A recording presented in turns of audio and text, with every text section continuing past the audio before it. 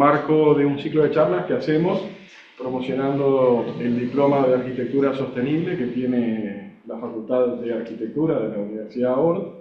Invitamos al arquitecto español Daniel Ruiz Lolo, que es un amigo, primero que nada, es una de las piezas integrantes fundamentales del equipo de la Casa Uruguaya de cuando fuimos a Colombia y ganamos el Solar Decathlon, y este año, hace justamente 10 años de ese momento, Dani es profesor de esta universidad, ahora es profesor a distancia porque está viviendo en España, pero bueno, hemos compartido, no sé si este salón mismo, pero algún otro salón sí, por ahí. Y bueno, y la idea es compartir con ustedes una charla que tiene que ver con una visión de la arquitectura, porque es la Facultad de Arquitectura, pero de cómo con el paso del tiempo el uso de la energía fue teniendo como distintas visiones, como distintas miradas, digamos, ¿no?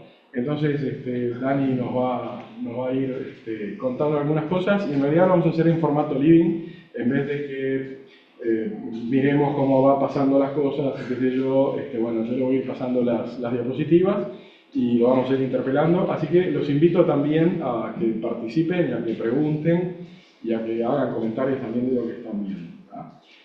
Tenemos un montón de sillas vacías, hay una lista bastante grande de reservas, pero bueno, está complicado el tránsito, pero tenemos que empezar igual por la hora, así que los invito a que ustedes, sobre todo los que están en Instagram, completen las sillas vacías que tenemos acá, comentándole a 10 amigos qué espectacular que estuvo la charla del español, lo que debe ser el diploma, debe estar de este año, ¿no?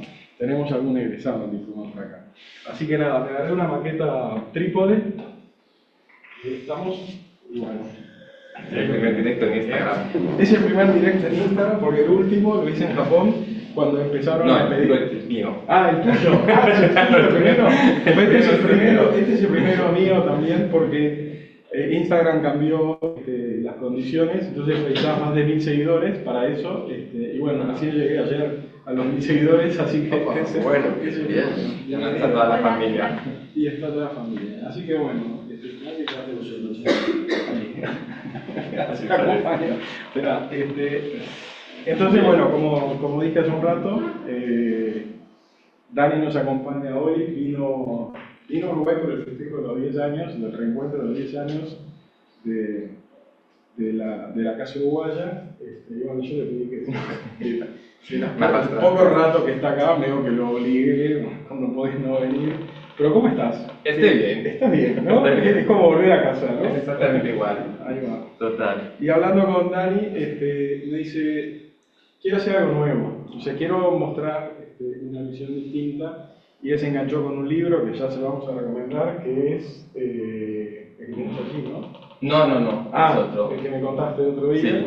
Y en base a este libro, bueno, das esta perspectiva, digamos, de la historia. ¿Por qué hablamos de una historia energética de la arquitectura, decís vos? Bueno, hola a todos. Lo primero, gracias a la OR, gracias a Eliseo por invitarme. Bueno, la idea era hacer un repaso de la historia de la arquitectura, pero desde un punto de vista diferente. Es decir, la historia de la arquitectura se puede explicar de muchas maneras, por motivos históricos, sociales, políticos, estéticos, pero yo creo que tiene un condicionante muy importante, que es el punto de vista energético. Entonces, la energía es también un factor que influye en cómo la arquitectura evoluciona durante los siglos, y la energía modela la arquitectura más de lo que pensamos, por exceso, por defecto, por capacidad energética, por falta de energía, por la razón que sea, acaba influyendo más de lo que pensamos. Y yo creo que es interesante ver esa historia de la arquitectura y verlo desde ese punto de vista, para entender otras maneras de entender cómo hemos llegado a la arquitectura que tenemos y por qué la arquitectura ha evolucionado de la forma que ha evolucionado. Ahí va. Por eso es de la cueva a la arquitectura sostenible, ¿no? O sea, la cueva como el primer hábitat. Y esto no anda. Los problemas del directo. ¡Laboratorio! Ahí está. Vale. Entonces, lo primero que vamos a hacer, bueno, como había dicho, entonces, hay muchas maneras de entender la historia de la arquitectura. Yo voy a explicarla desde un punto de vista exclusivamente energético. Entonces, obviamente, la historia de la arquitectura es multicausal. Yo voy a explicarlo de un modo monocausal. No quiere decir que esto explique todo, simplemente es otra manera de aproximarse a la historia de la arquitectura. Y como es otra manera de aproximarse a la historia de la arquitectura, también la he dividido en una manera diferente. Entonces, la he dividido en base a fuentes energéticas. Y en base a fuentes energéticas también se explica muy bien la historia de la energía de la arquitectura, no tanto en, no sé, gótico, románico o lo que sea, lo que estamos acostumbrados, sino fuentes de energía. Y ahí te pregunto, ya viste, Sí. vamos a terminar como a las 11, dicen en su casa que llegan Sí. tarde. Que les calienten las cenas. Una primera visión, o sea, hablamos acá de la energía incorporada al edificio en su construcción, no en el consumo de energía. Hablamos de Sí, todas las energías. Hablamos de todas. De todas las energías. La energía requerida para construir un edificio, la energía requerida para mantener el edificio y las condiciones de confort, toda la energía como concepto general. Entonces, empezaríamos con la primera, que sería la etapa de la fuerza humana. Entonces, la etapa de las sociedades agrícolas. Es una etapa que va desde la prehistoria hasta prácticamente el Renacimiento. Parece que ahí pasan muchas cosas, pero desde un punto de vista energético no pasan tantas cosas, porque la fuente primordial de energía es la fuerza humana, es decir, el músculo que uno tiene para hacer cosas. Hay otras fuentes de energía, hay los animales de carga, hay usos del viento, usos del agua, por supuesto está la biomasa, pero toda la historia, desde la prehistoria hasta el Renacimiento, prácticamente se explica con puedes hacer tantas cosas como los músculos de un ser humano puedan hacer. Chao. Solo de pensar cuánto pesa cada hueso de eso. Y empezamos con esta, que es la primera, que es, digamos, es la primera arquitectura que construimos, que son las cabañas de huesos de mamut. Son las cabañas de Ucrania y demás, y entonces esas son cabañas que se construyen. Somos hombres prehistóricos, toda la energía que disponemos tenemos que destinarla a conseguir más alimentos, y el poca energía que nos excede lo destinamos a construir una vivienda. Y esa vivienda tiene que ser mínima, y tiene que ser con la basura de los propios alimentos que yo he construido. Y esa es la primera arquitectura. Es una arquitectura que no tengo ninguna energía extra para construir nada más. Y eso es así hasta que empieza la agricultura. Entonces en la agricultura cambian las cosas, porque yo ya no solo tengo que estar buscando el alimento, sino que genero un excedente de comida que puedo destinar a otras cosas. Y entonces la agricultura supone que empiezan a aparecer pues, artesanos, empiezan a aparecer clérigos, empiezan a aparecer soldados, empieza a haber gente que ya no tiene que estar obsesivamente buscando alimentos, sino que se dedica a otras cosas. Y bueno, la agricultura aparece en muchos sitios, aparecería como la zona que está ahí en franja amarilla, y en el sitio donde más claramente se ve es en Egipto. Entonces en Egipto no solo tenemos agricultura, sino que empieza a pasarnos otra cosa, que es por el tema de cómo son las crecidas del Nilo, empezamos a tener un momento del año en que tenemos miles de personas que no tienen nada que hacer, porque ya cosecharon los alimentos necesarios para mantenerse durante todo el año y el resto del tiempo están ociosos. Entonces tengo una fuente de energía, un excedente de energía completamente libre a mi disposición. ¿Y para qué uso ese excedente? Para hacer pirámides.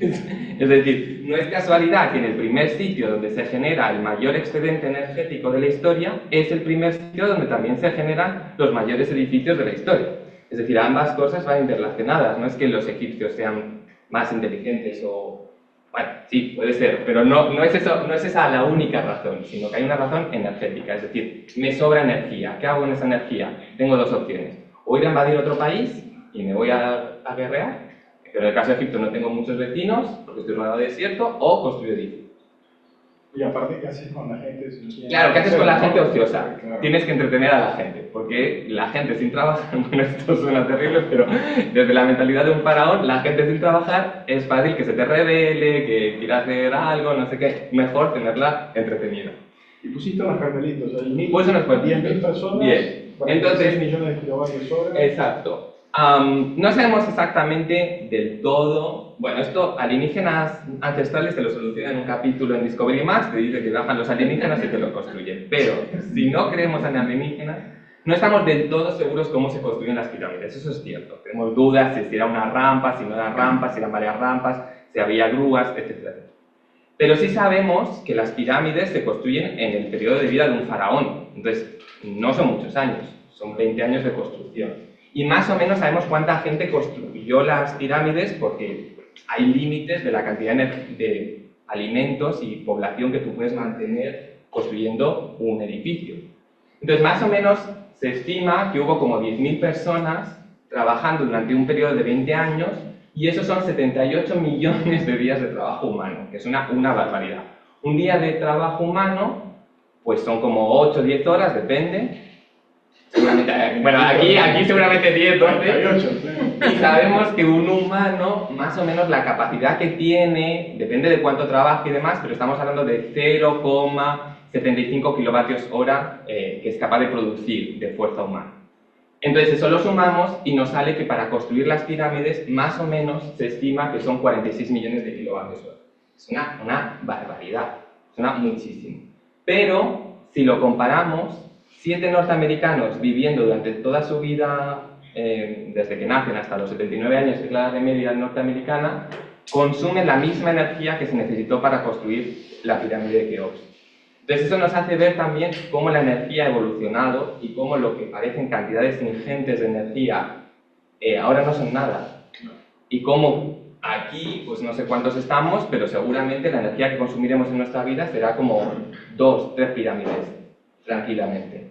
Y eso, ahora vamos a explicar por qué, o bueno, lo pueden imaginar, pero hay toda una evolución de cómo se genera eso. Egipto era un país muy poderoso porque tenía esta capacidad de generar un excedente energético, de generar cantidades de alimento que fuesen capaces de sustentar su población. Egipto cae, es conquistado por los romanos y entonces de repente los romanos disponen del grano de Egipto.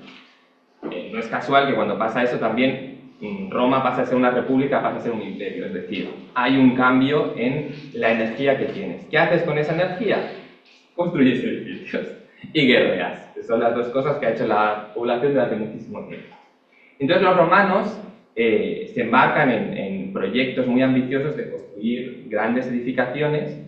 Por ejemplo, tenemos las termas de Caracalla, pues más o menos se calcula que otra de lo mismo, son como 7.000 trabajadores más otros 2.000 trabajadores.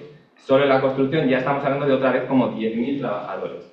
Es decir, más o menos la misma cantidad que las pirámides en número de trabajadores. Y acá ya empieza también a haber uso de energía durante el uso del edificio, ¿no? Porque claro. Estas termas eran agua caliente, ¿no? Que se calentaba con leña, ¿no? Total. Y las termas romanas consumían una cantidad ingente de leña para ser mantenadas y para ser calefactadas. De hecho, uno de los reportes típicos del Senado romano, tenemos la idea de que las termas estaban funcionando todo el año.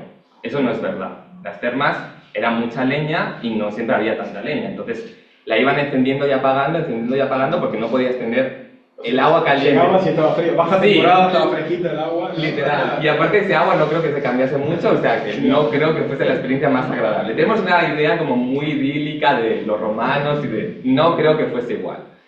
Porque no creo que ese agua pasase un control ni un filtro depurador, no. O sea, bueno, en fin. Entonces, un reporte típico del Senado romano es que los generales cuando llegaban a una terma, a una ciudad, y iban a los baños, ordenaban que las termas se encendiesen, independientemente de qué pasase o no. Y entonces había que hacer un acopio de leña enorme y encender la terma. Y entonces eso era una causa típica de corrupción y había como muchos reportes de los generales están abusando de su poder porque están encendiendo las termas y eso es un desperdicio energético que no podemos mantener. O sea que ya hay una concepción de la energía y de cuáles son tus capacidades. Y esa concepción va en otras cosas. Los romanos tienen una mezcla de derroche y eficiencia. En algunos casos son muy eficientes, y ahora lo vamos a ver, y en otros son muy derrochadores. Entonces, por ejemplo, son muy eficientes... No, claro, son muy eficientes en cómo construyen los edificios. Entonces, los edificios, ahora hablaremos, pero están construidos sobre todo con materiales locales. Están construidos con piedra, con adobe, con madera, y por ejemplo, las termas de Caracalla, a pesar de que parece un despliegue de grandes materiales, pues es un 76% solo de materiales locales y el resto es ladrillo y mármol. Entonces, sí, ahora sí la siguiente. Vale. Y los romanos tienen como un gran exceso energético y los excesos energéticos conducen a eficiencia, que es una cosa que no siempre es, bueno, a lo mejor es contraintuitiva, sí. Entonces los romanos empiezan a darse cuenta de que sus sistemas de construcción no son válidos para sus ambiciones. Entonces los romanos empiezan construyendo de esa manera, que es la de la izquierda, que es lo que se llama locus incertum, que es básicamente piedras que tú las vas encajando, vas buscando el huequito y vas construyendo el muro.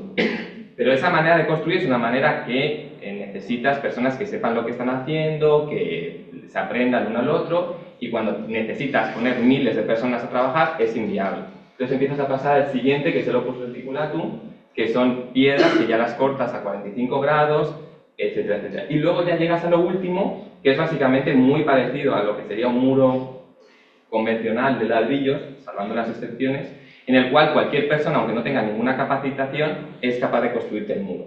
Y de esa manera puedes poner grandes masas de trabajo a disposición. Y tenemos en el otro lado, no pases, perdón, tenemos en el otro lado una cosa parecida, que es el Janson Plastic, perdón, que es un sistema que se desarrolla durante la dinastía Song.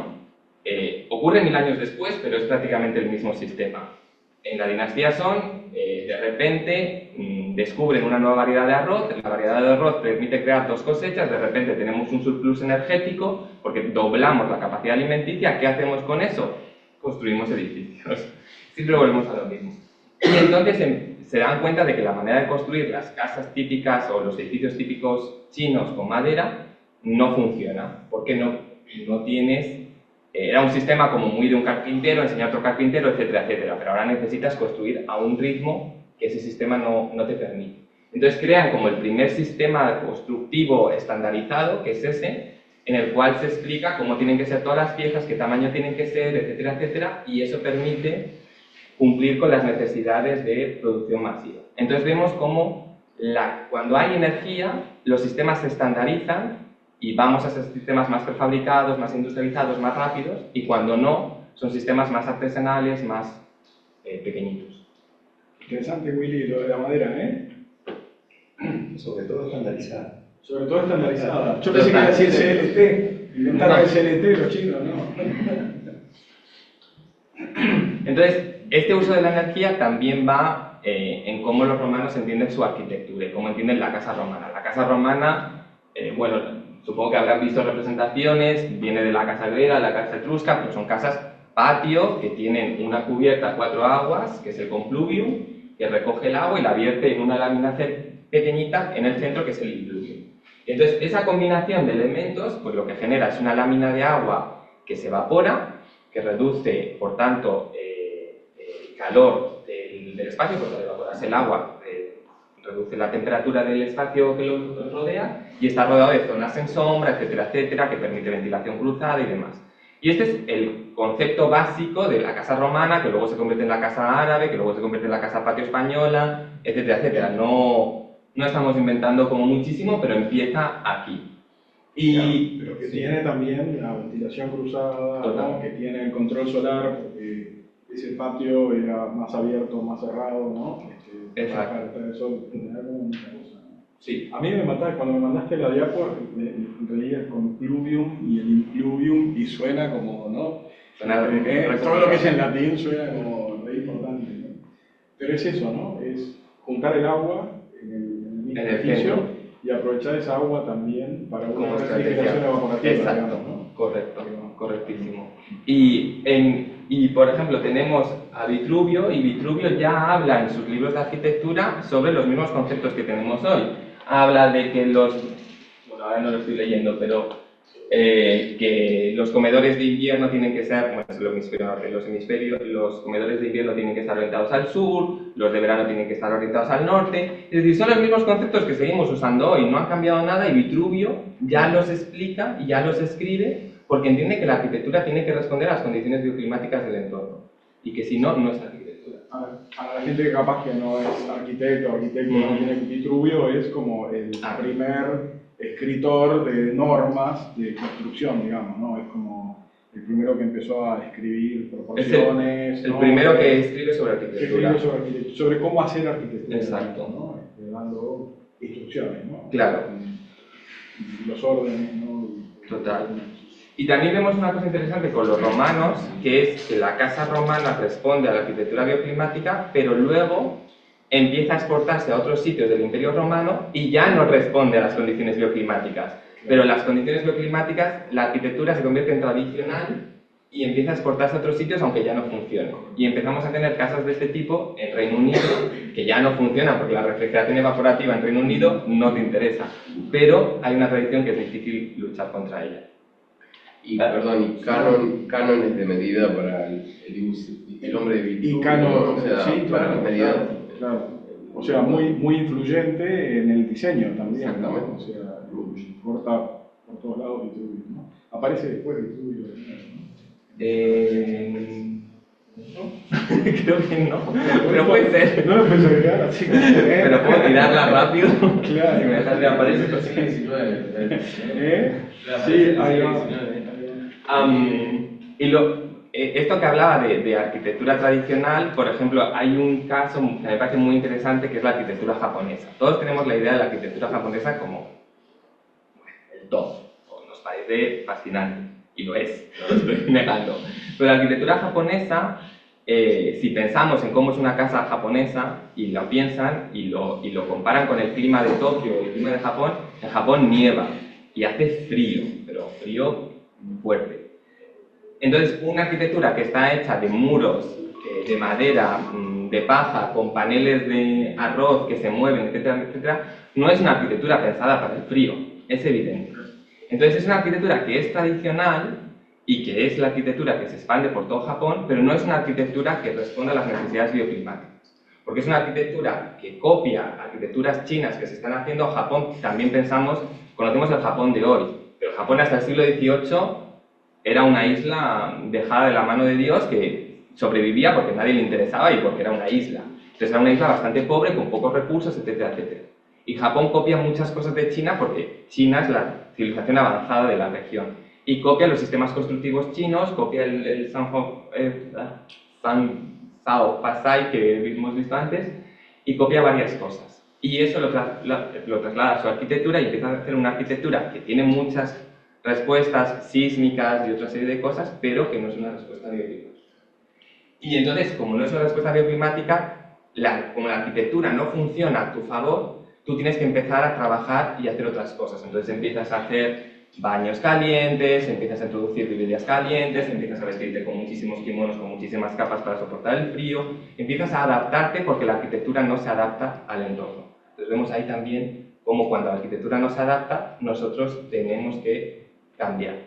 Y en la derecha, esa es, solo para ponerlo como ejemplo, esa es la casa típica japonesa. O sea, sí es una casa japonesa y lo que vemos es una evolución, una copia de influencias chinas, pero que no es la raíz. Y la arquitectura bioclimática está presente en todas partes. Está presente también en el mundo árabe, y aquí solo les he puesto 3 ejemplos. Tenemos el salsabil, que es, bueno, pues es una lámina inclinada que se hace correr de agua y entonces eso es como un plugin pero inclinado, entonces aumenta la eficiencia. Tenemos la masravilla, que son balcones con pequeñas perforaciones que no dejan pasar el sol directo pero sí la circulación. Tenemos torres de viento que permiten expulsar el aire caliente de los edificios, es decir, vemos cómo continuamente en cualquier sitio hay una respuesta bioclimática desde la arquitectura, porque hay que conservar la energía y no desperdiciarla. Claro, y aparte que surgen en climas más bien desérticos o de muy baja humedad relativa, en donde también funciona mucho el humedecer el aire para bajar la temperatura. Claro. En esas torres de viento también se cuelgan arpilleras mojadas, etcétera, para que cuando viene el aire caliente, al bajar se hidrata, baja la temperatura. Hay un fenómeno físico que es el cambio de fase. Cuando vos tenés algo líquido, para que se transforme en vapor necesita una cantidad de energía extra. Entonces el aire caliente se humecta con el agua, produce el cambio de fase, entonces deja en el agua un montón de energía, lo cual se traduce en un descenso de temperatura. Pero hay que imaginárselo no como en Uruguay, hay que imaginárselo en un día sofocante de calor de 43 grados con una humedad relativa muy baja, ¿no? Entonces ahí sí, 43 grados con 30% de humedad relativa y que el aire después salga a 30 con un 60% de humedad relativa es un aire acondicionado. Ahora, igual tenés calor, ¿no? O sea, que a veces cuando hablamos de estas cosas queda como en el aire que esto soluciona totalmente, ¿no? No, hay no. una parte que es el confort adaptativo, ¿no? Tú intentas mejorar las condiciones dentro de los límites que puedes, Exacto. desde luego. porque todavía no había energía para hacer funcionar el aire acondicionado, ¿no? Que lo vamos a ver en un rato. Lo llegaremos en un rato, sí.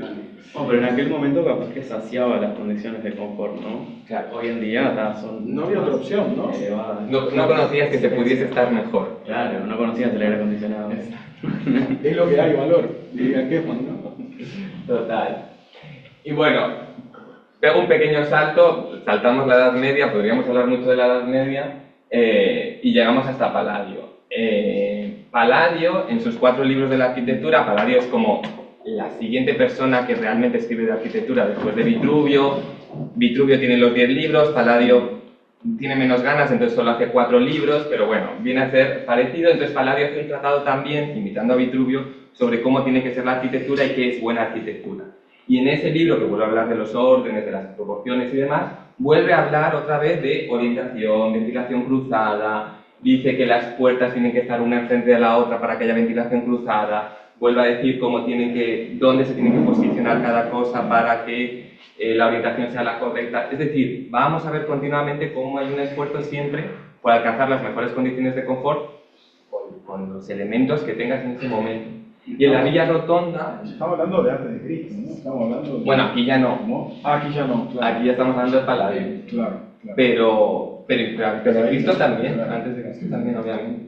Y Palladio, en su Villa Rotonda, por ejemplo, que la conocen, la habrán visto representada 1000 veces, en el centro de la Villa Rotonda hay como un gran círculo de mármol que tiene unas rejillas, y esas rejillas no son más que una rejilla de ventilación que va directamente contra el sótano que hay abajo. Entonces la idea es precisamente que el aire frío del sótano, de las bodegas de la casa, entren por las rejillas y empiecen a enfriar la casa, y luego el aire caliente pues es expulsado por arriba de la cúpula o por otras aberturas que tiene. Es decir, hay maneras de introducir cómo puedo refrigerar la casa con los materiales que tengo.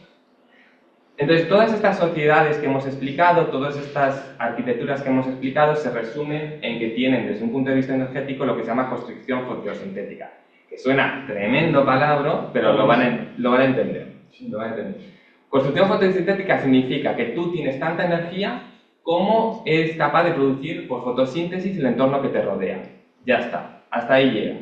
Entonces, eso quiere decir, estas sociedades sabían hacer ladrillo, lo conocemos, hacían vidrio también, porque sabemos que los romanos hacían vidrio, sabían hacer hierro, pero no hacían arquitectura ni de hierro, ni de ladrillo, ni de vidrio. ¿Y por qué no la hacían? No la hacían porque hay un límite en la energía que tú dispones. Entonces tú puedes generar alimento para tu población y luego necesitas leña para calentarte, para cocinar, para construir y para todas las industrias que quieras. Entonces, en cuanto las sociedades crecían más allá de un punto en el cual su huella ecológica era mayor que la del territorio, entonces empezaban a decrecer. Porque entonces la madera se volvía muy cara, o los bosques escaseaban, o no había leña aquí, entonces venía el próximo invierno, mataba a la mitad de la población y volvíamos a empezar. Entonces las sociedades se mantenían más o menos en un límite ecológico relativo, en el que no eran capaces de crecer mucho más de población, ni crecer mucho más en los usos industriales. Y si aumentaba la población, los usos industriales reducían, etcétera, etcétera. O sea, llegaba como un límite natural, como la teoría de Gaia, ¿no? Que no lo podían sobreexplotar, No podías. el recurso natural. Cada vez que lo sobreexplotaban, el entorno se lo cobraba. tenían problemas. Y algunas sociedades que sí lo hicieron, colapsaron. Y tenemos la isla de Pascua, o tenemos, no sé, los vikingos en Groenlandia. Tenemos sociedades que sí sobrepasaron sus límites y que colapsaron porque ya no podían sustentarse. Pero ya había ya había un excedente de energía y por lo tanto ya empezaba a haber una pérdida de equilibrio en tanto al hombre anterior de la caverna. Claro, sí, aquí estamos llegando al límite de lo que un entorno puede sostener, a qué población puede sostener un entorno. Y entonces eso genera arquitecturas como esta, que son de dos puntos completamente diferentes. La de la izquierda son las House de Escocia, y lo de la derecha es una payosa del norte de España, de León y de Asturias. Son idénticas, o sea, prácticamente idénticas. Y son prácticamente idénticas porque es la mejor respuesta que tienes a cuando no tienes energía. Que es, construyes una vivienda en la cual no hay ventanas, o prácticamente no hay ventanas, y no sé si alguno nota algo común que tienen ambas o algo que les llame la atención de las dos viviendas. ¿Lo ayudo yo? Yo la tuya que tengo, que acá no veo mucho, pero bueno. Ninguna tiene chimenea. No tiene chimenea. Y no tiene chimenea porque una chimenea, aunque parece lógico, una chimenea desperdicia energía. ¿Por qué? Porque la mayoría del calor se va a escapar por el tiro de la chimenea. Entonces, tener una chimenea es uno de los aspectos menos eficientes para calentar un espacio. Obviamente va a calentar el espacio porque hay una radiación y hay un calor, pero estás desperdiciando mucho calor porque se va a ir por el agujero de la chimenea. Entonces, eran sociedades en las cuales no había agujero de la chimenea, se hacía un fuego y todo el calor se quedaba ahí. Y no se escapaba nada por ningún lado porque no tenías capacidad de la energía extra o la leña extra que necesitarías para calentar ese espacio. Y esto está a punto de cambiar, porque entramos en una época nueva, entramos en el siglo XVI. Entonces, en el siglo XVI, como dice Eliseo, estamos ya raspando los límites de lo que podemos hacer como sociedad. Y en el siglo XVI empezamos a explotar el carbón. El carbón ya se conocía, se conoce desde los romanos. Lo que pasa es que el carbón era muy incómodo de explotar, no había como un interés real por explotar el carbón, y luego el carbón, y aquí estoy rodeado de uruguayos que sí que son expertos en esto, todo el mundo sabe que el fuego que te da, la llama que te da un carbón o la llama que te da una leña es distinta. Eso ustedes me lo pueden explicar mejor. Entonces, como son distintas, ¿me equivoco? No, está bien. Perfecto. Hacer un asado con carbón y hacer un asado con leña, ¿verdad? Exacto, eso lo entienden todos. Es distinto. A lo mejor no entienden, pero lo entienden. Entonces, eso tiene un efecto en las industrias. Entonces, el metal o cualquier cosa se había hecho con leña y no se había hecho con carbón. Entonces hubo que adaptar todos los procesos industriales para que se pudiese usar con carbón, que parece una cosa como sencilla, pero no lo fue tanto y llevó varios siglos. Entonces no había como mucho interés todavía en usar el carbón. Pero en el siglo XVI ya las sociedades empiezan a desarrollarse demasiado y necesitan fuentes de energía nuevas. Y entonces ahí el carbón entra en función, empieza a ser rentable. Y empiezan a aparecer los primeros reglamentos energéticos. El carbón empieza a explotarse en Reino Unido y no es casualidad. Otra vez, Reino Unido, ¿qué le pasa? Es una isla. Ha empezado a acabar con sus masas forestales después de siglos de explotación. Entonces recurre al carbón porque no le queda otro remedio. Hay carbón en Alemania o en Polonia, pero no es ahí donde empieza a explotarse, sino que es en Reino Unido precisamente por eso. Y los reyes ingleses empiezan a hacer las primeras normativas energéticas, que son: la industria del hierro solo puede usar carbón, la industria del ladrillo solo puede usar carbón. Empiezan a obligar por ley a que ciertas industrias usen carbón y dejen de usar leña porque la leña está escaseando y la gente se está quedando sin leña. Entonces fuerzan a que haya un cambio en el sector industrial y hay un cambio en la matriz energética, podríamos decir, provocado por el gobierno, y hay un cambio en cómo se usa. Y entonces empezamos a explotar el carbón masivamente. Entonces, si pasas a la siguiente, cuando explotamos el carbón, empezamos a poder hacer materiales que antes no podíamos hacer a una escala industrial. Porque para hacer un ladrillo yo necesito un fuego de 800 grados, para hacer un hierro yo necesito más de 1000 grados. Entonces, eso con leña requiere unas cantidades enormes de leña, pero con carbón ya no tanto. Entonces puedo empezar a fabricar ladrillo y vidrio en formas industriales, a grandes tamaños. Y puedo empezar, por ejemplo, a incluso exportar ladrillo. Y Latinoamérica empieza a tener edificios de ladrillo. Los primeros edificios de ladrillo son ladrillo importado de Europa porque me permito hasta exportarlo. Y empiezo a generar una nueva arquitectura, que es una arquitectura que tiene vidrio, y empiezo a introducir, por ejemplo, cosas que no existían hasta ese momento, como lucernarios, que son cosas que hasta ese momento no existía la luz cenital en la arquitectura porque no se podía construir una superficie de vidrio suficiente como para introducir luz en el edificio. Entonces, digamos, en Esa es la diapositiva más linda de todas las que vamos a ver. ¿Sí? Me da Van Gogh, ¿no? Me da... Este es el incendio de Londres de 1666, que además es un año así como raro, hay como mucha historia de por qué 1666. En Londres se vivió como el fin del mundo, obviamente. En 1666 se quema todo Londres, porque Londres es madera. Entonces hay un incendio y la gente además... Había muchos incendios en Londres, pero este incendio es brutal y destruye prácticamente toda la ciudad, lo conocen, me imagino. Entonces hay que reconstruir Londres y Londres se reconstruye en ladrillo. Y se reconstruye en ladrillo porque hemos empezado a hacer una producción masiva de ladrillo porque hemos introducido el carbón. Entonces el Londres georgiano de edificios que todos tenemos surge en este momento y surge en este momento porque hay las condiciones energéticas para que surja. Para reconstruir Londres se estima que se usaron en los 5 primeros años de la reconstrucción 100.000 toneladas de carbón, que es muchísimo. Si hubiese sido con madera, hubiesen sido 300.000 toneladas, es decir, 3 veces más cantidad de madera. No hubiese habido madera suficiente para reconstruirlo, si hubiese habido que hacer los ladrillos usando madera. Entonces, se hubiese tenido que volver a reconstruir en madera y se hubiese vuelto a quemar 50 años después. Y entonces ahí vemos un efecto de cómo la energía empieza a cambiar. Empieza a aparecer la construcción en hierro, obviamente, porque ahora me puedo permitir construir en hierro.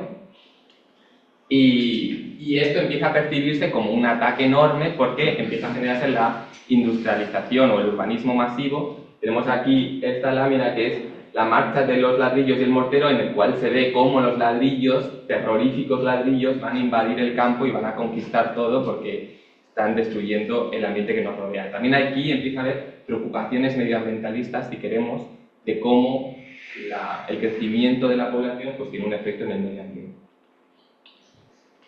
Pero aún así, durante toda esta época, sigue habiendo una concepción de que hay que hacer una respuesta bioclimática al entorno y que hay que cuidar la energía que tenemos y que tenemos que buscar las maneras más eficientes de disponer de ella. Este es un ejemplo de la Casa Batlló de Gaudí, por ejemplo, que seguramente la conocen o la habrán visto representada, pero a lo mejor lo que no han notado tanto es la cantidad de aperturas que tiene por todos lados, que son simplemente aperturas destinadas a la ventilación. Y hay todo un estudio de cómo va a entrar el aire desde la calle, cómo va a circular por la vivienda, cómo va a escaparse por el patio, para asegurarse de que una casa para la alta burguesía barcelonesa fuese una casa fresca, porque para algo era gente con plata que iba a pagarte esto y no podías darles una casa en la que se estuviese muriendo de calor. O sea, seguimos sin todavía llegar al salto tecnológico de Claro. controlar el clima, ¿no? Todavía no O sea, lo controlamos. Todavía no podemos controlar el calor, ¿no? Sí, ya podemos controlar, sí ya podemos calefaccionar, ¿no? Sí, eso sí. Es bastante más sencillo, pero Exacto. no podemos refrigerar. Entonces las estrategias de ventilación siguen siendo re válidas. Y tenemos aquí otro ejemplo que a mí me parece muy interesante, que es la arquitectura, bueno, yo la he llamado arquitectura bioclimática colonial, pero es la arquitectura de Malta. Yo trabajo en Malta, entonces es un tema como que controlo algo. Y entonces Malta es una isla en el medio del Mediterráneo, calor infernal durante todo el año, y llegan los británicos, se apoderan de ella y deciden ponerla como base militar y llevan decenas de, bueno, miles de soldados ahí que tienen que hospedar en nuevos edificios. Tienen que construir nuevos edificios para esos soldados. Entonces empiezan a hacer una arquitectura que lee la arquitectura tradicional maltesa, pero se convierte en una nueva arquitectura, usando quizás una pequeña aproximación científica, y empiezan a introducir una serie de estrategias para mantener esos espacios lo más fríos posible. Entonces empiezan a introducir siempre un pórtico a la entrada para que haya una zona sombreada en la cual el aire primero pasa, unas aperturas donde ese aire más frío entra, otra ventilación cruzada siempre para garantizar que haya el máximo de ventilación, y luego una serie de ventilaciones y pequeños huecos en la chimenea y en otras chimeneas. Algunas chimeneas son de fuego, o sea, son de hacer fuego, y otras chimeneas son solo de ventilación. Y hay continuamente chimeneas que son chimeneas solares, básicamente, o chimeneas de ventilación, para expulsar aire caliente del interior de las habitaciones y refrigerar. Introducen y empiezan a hacer ya cubiertas ventiladas. Empiezan a hacer cubiertas ventiladas con un sistema constructivo tradicional maltés que se llama Chogrot, que son las cubiertas se hacían con vigas de madera y en esas vigas de madera se apoyaba piedra. Sobre esa piedra se mezclaba grava con un mortero, pero con un mortero de muy baja calidad. Entonces, cuando eso fraguaba, dejaba muchos espacios intersticiales. Entonces se quedaba con una especie de esponja, sí, casi de aislamiento térmico con un montón de agujeritos, pero lo suficientemente resistente como para que encima se podían poner baldosas y se podía pisar. O sea, no puedes como ponerle mucha fuerza a eso, pero se puede usar. Entonces esa cubierta ventilada lo que generaba era un espacio amortiguador que reducía toda la radiación solar que iban a recibir esas cubiertas. Y entonces bajaba muchísimo la temperatura. Y de hecho la Universidad de Malta ha hecho con muchos estudios con satélites en que ha hecho termografía satelital y ha comparado cubiertas con sistema constructivo de Sogrod y cubiertas normales y se nota la diferencia incluso desde un satélite, ¿no? O sea que funciona. Y ya llega... Acá es donde marcharon. Acá es donde... Claro, en esta segunda etapa es verdad que hemos dado un salto cualitativo porque hemos introducido el carbón, pero en realidad es un cambio moderado. Porque ladrillo, vidrio y hierro ya lo sabían hacer los romanos. El problema es que no podíamos hacerlo a la escala que se hace en esta época. Pero en el fondo, si uno mira edificios que se construyen rascacielos del siglo XIX en Nueva York, hay caballos tirando carros llenos de materiales. Es decir, no es tan distinto de cómo construían los romanos. Pero aquí entramos en una nueva época y descubrimos el petróleo, o empezamos a explotar comercialmente el petróleo. Entonces, el petróleo tiene una cosa que es que cuando extraemos un bidón de petróleo, pensamos que ese bidón de petróleo lo podemos convertir en lo que queremos. Pero no es exactamente así. De cada bidón de petróleo pasa por una serie de refinados, y de cada bidón de petróleo se extrae un tanto por ciento de diésel, un tanto por ciento de queroseno, un tanto por ciento de alquitrán, etcétera, etcétera. Se extrae un producto más importante, que es la gasolina, que es lo que más nos interesa, y subproductos. Y no puedo cambiarlo, no puedo de un bidón de petróleo sacar un bidón de gasolina. Eso no es físicamente posible por las composiciones del petróleo. O requeriría unos costes energéticos que ni siquiera hoy como sociedad nos los permitimos. Entonces eso empieza a generar subproductos que empiezan a estar disponibles. Uno de ellos es el alquitrán. Entonces empezamos a usar el alquitrán para impermeabilizar los barcos, por ejemplo.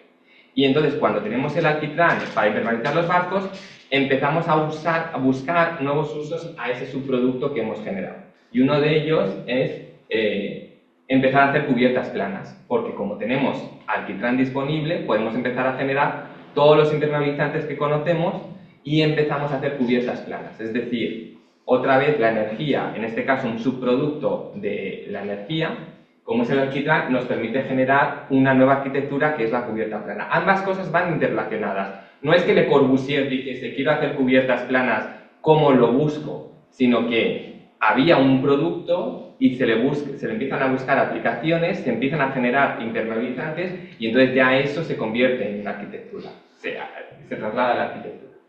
Y Le Corbusier tiene esta frase que a mí me fascina, que resume muy bien todo lo que hemos hecho hasta ahora y todo lo más que empezamos a hacer a partir de ahora, que es todos los países construyen sus casas en respuesta al clima. Correcto, lo acabamos de ver. Y dice, pero en este momento en que estamos con los desarrollos científicos, yo propongo una única casa para todos los países. La casa de la respiración ideal. Y esto era el ideal Le Corbusieriano del movimiento moderno de construyamos igual exactamente en todos los sitios. Porque por fin la arquitectura está completamente liberada de los condicionantes climáticos. Ya nos da igual donde estemos, yo puedo proyectar igual en Italia, que en Uruguay, que en Estados Unidos, que en Japón, porque no tengo problema. Los problemas los solucionará un sistema de aire acondicionado y un sistema de ventilación. Y además, no, da igual, bueno, y además es gracioso porque Le Corbusier dice la casa de la respiración ideal, de exact breathing, porque Le Corbusier tenía esta idea, porque él lo había leído en algún sitio, de que la temperatura ideal era 18 grados. Y que todas las casas tenían que estar 18 grados todo el año, invierno o verano, y que así no tenías enfermedades pulmonares y ya está. Entonces le pedía a sus ingenieros que intentasen que las casas estuviesen a 18 grados todo el año. Y este movimiento, este efecto del movimiento moderno, lo empezamos a ver en este desarrollo de nuevos materiales, del hormigón, del vidrio, del acero, etcétera, etcétera, lo empezamos a ver en el resto del movimiento moderno y empezamos a ver edificios como este, que son típicos del movimiento moderno, ¿no? Este es la Bauhaus de Gropius de Dessau. Y en la Bauhaus tiene estos espacios increíbles, muy interesantes en que la fachada, la estructura no toca la fachada, tenemos la lámina de vidrio de suelo a techo, fantástico, porque podemos hacerlo con hormigón, etcétera, etcétera. Ahora bien, eso hay que aclimatarlo. Entonces, y estamos en Alemania, que hace un frío impresionante en Alemania. Entonces, ¿qué hago? Radiadores. Radiadores por todos lados, radiadores por perímetro, todo lleno de radiadores. ¿Y qué pasa? No funcionan. O sea, este edificio se construyó en los años 20, hacen una caldera, la caldera se rompe. Ponen una caldera más grande, la caldera tampoco funciona. Construyen otra caldera. Y lleva 50 años el edificio que no para de hacer ampliaciones de sus sistemas de calefacción y aún así no son capaces todavía hoy en calefactarlo correctamente. La Bauhaus de Dessau tiene que estar encendida las calderas las 24 horas del día todo el año. No se pueden permitir apagarlas en invierno porque si las apagan en invierno se congelan las tuberías y explotan. Y de hecho eso pasó en los años 70. O sea, no estoy hablando de hace 100 años, no, en los años 70, con las calderas de los años 70, esto ya pasó. Ya pasó porque lo que tenemos son vidrios enormes, continuos, ni siquiera doble vidriado, con muy malas prestaciones térmicas y obviamente pues es imposible calefactar estos espacios. Lo interesante de este ejemplo que traes, Dani, para mí por lo menos, es que este es uno de los íconos de la arquitectura que vemos mientras nos formamos, digamos, ¿no? Y es como, sí, el movimiento moderno, ¿no? Es como algo especial.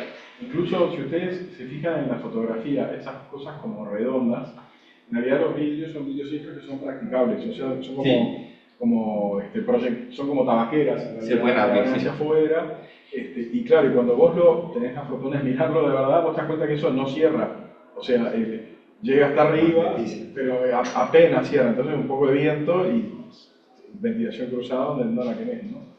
Pero es la Bauhaus, o sea, es un ícono del diseño, ¿no? Que hasta el día de hoy lo tenemos, ¿no? No sé, pero en el equipamiento, ¿no? Sobre todo, ¿no?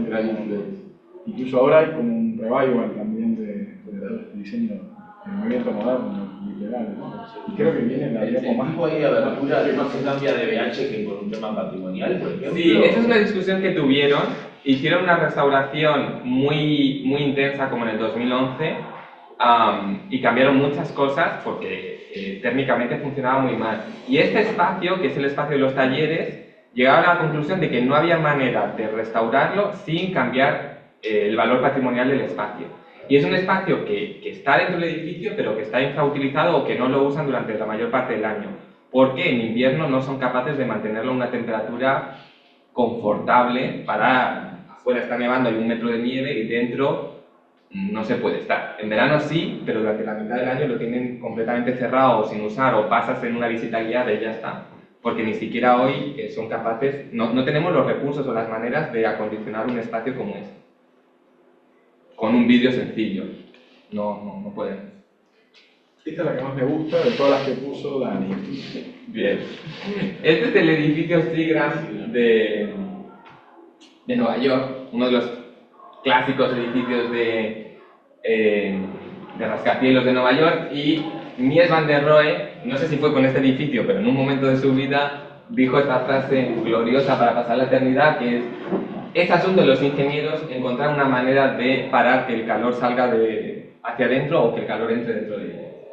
Y es mentalidad, movimiento moderno 100%, es decir, yo ya relego completamente mi responsabilidad sobre el acondicionamiento térmico. El acondicionamiento térmico a partir de este momento no es campo de la arquitectura, se lo regalo a los ingenieros. Todo el mundo sabe que regalarle algo a los ingenieros no es la mejor idea, pero desde luego en este caso es terrible. Y eso es reflejo de la mentalidad de la época, de yo no tengo que solucionar esto. Esto es un problema que se soluciona poniendo una caldera más grande, poniendo un sistema de ventilación más eficiente o ampliándolo de lo que sea, etcétera, etcétera. Pero no es un problema de la arquitectura, lo solucionan los ingenieros con los planos que yo le doy. Y es una inercia que seguimos llevando. Es una inercia que seguimos llevando. Construimos edificios, se lo damos al ingeniero y decimos, solucionalo. Y claro, no, porque hasta este momento no había sido así. Esto empieza en este momento. Y el edificio Seagram tiene fama todavía hoy, porque claro, el edificio Seagram tiene perfiles metálicos, sin rotura de puente térmico, completamente conectado con el exterior, en bronce, en color negro, que cuando recibe radiación del sol de Nueva York arde como si fuese un demonio, y tiene fama de que es uno de los edificios de Nueva York con mayor consumo energético todavía hoy. De hecho, en las clasificaciones de los edificios que te pueden dar A, B, C, pues el Stigram es como Z. Sí, es terrible. Y la otra cosa tremenda de este edificio es que marcó lo que es el estilo internacional, en donde, así como hace un rato Dani mencionaba que Le Corbusier hablaba de una casa igual para todos lados, este es el edificio de oficinas, tiene que ser una torre vidriada, 4 Claro. plantas, ¿no? ¿Cuántos edificios Stigram hay en el mundo? Muchos. ¿no? Millones. O sea, millones. Y entonces impactó mucho a la arquitectura. Y el edificio Stigram, bueno, está ahí abajo. No sé si se acuerdan que habíamos hablado de que la pirámide de Keops había sido 46 millones de kilovatios hora. El edificio Stigram son 173 millones de kilovatios hora.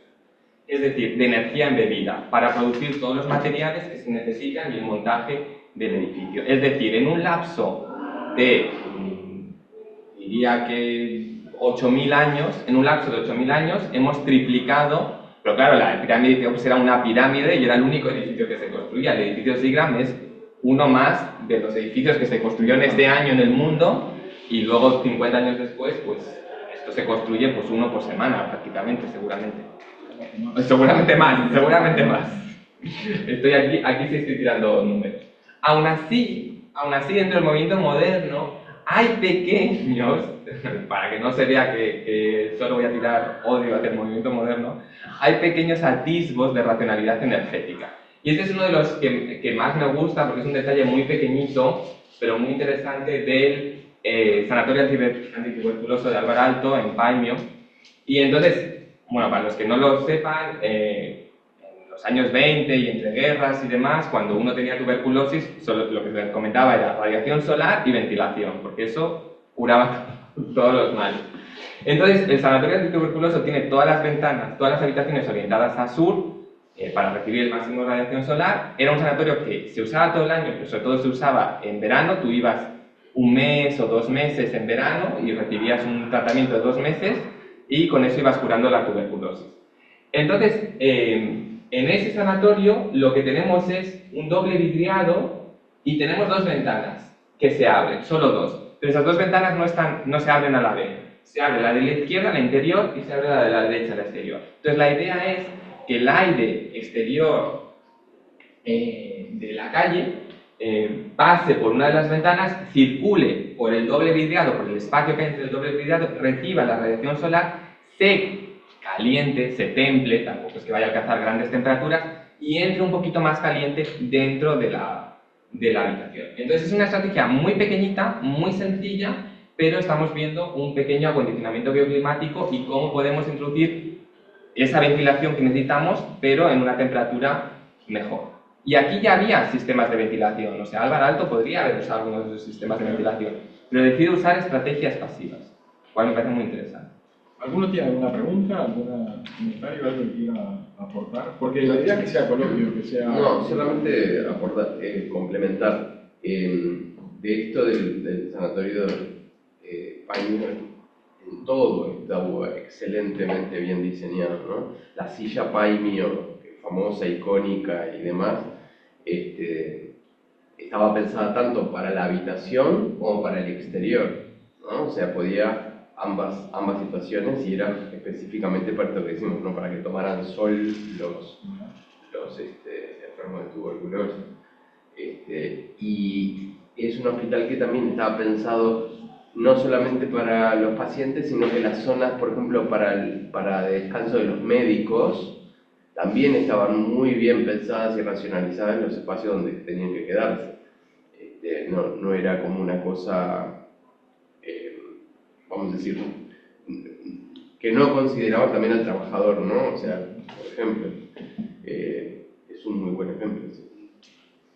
Y una cosa, no te voy a poner en apuro, pero acá ya estamos con un excedente de energía de la producción de alimentos, ya que, ¿no? O sea, Claro, es que tenemos que entender, igual que hablábamos de que las sociedades agrícolas tienen esta limitación que es la construcción fotosintética, hay un momento en que cuando empezamos con los combustibles fósiles, empezamos a hacer trampas, porque empezamos a usar la energía de la fotosíntesis de animales y plantas de hace miles o millones de años. Entonces, de repente es como que, paca, sacamos ahí el bono del tesoro y empezamos a vivir de unos excedentes que no corresponden con nuestra sociedad, que son excedentes que no se han generado en nuestra etapa geológica, que son excedentes que se generaron hace millones de años, pero que hemos descubierto. Entonces es un poco hacernos trampa, porque es evidente que nuestra civilización, nuestra sociedad se basa en eso, los últimos 500 años se basa en los combustibles fósiles, pero es una energía extraordinaria que nos ha permitido llegar hasta aquí, pero que en el fondo es un poco engañarnos porque estamos usando mucho más allá de nuestras capacidades naturales. Y aprovechamiento también de materiales, por ejemplo, el apaño estaba hecho toda en madera y en las maderas mismas de los bosques que rodeaban donde estaba construida el sanatorio. Alvar Aalto es finlandés y se nota que tiene una aproximación diferente a la arquitectura. Y dentro del movimiento moderno hay muchas cosas que se pueden decir. Alvar Aalto es de los pocos que yo le salvo de la que yo y Alvar Aalto viaja por el Mediterráneo, aprende cosas, le gustan, tiene la casa Sainasalo, hay un patio, aunque el patio en Finlandia no haga mucho, pero bueno, hay como un intento de hacer un esfuerzo por usar maneras más lógicas en la construcción. Y hay ejemplos del movimiento moderno que se salvan, obviamente. Que no quede que parezca que todo el movimiento moderno lo guillotinó. Solo la mitad. Antes que explique Higueras, tenemos una cantidad de gente conectada acá en Instagram. No sé si alguno quiere hacer alguna pregunta o quiere de alguna manera comentar algo. Les leo. Les leo, ¿no? Sí, bueno, ahora creo que lo que sean insultos, no. Insultos no, por favor. Esos los saltas. Los saltamos. Bueno, a ver, vamos a ver algún comentario.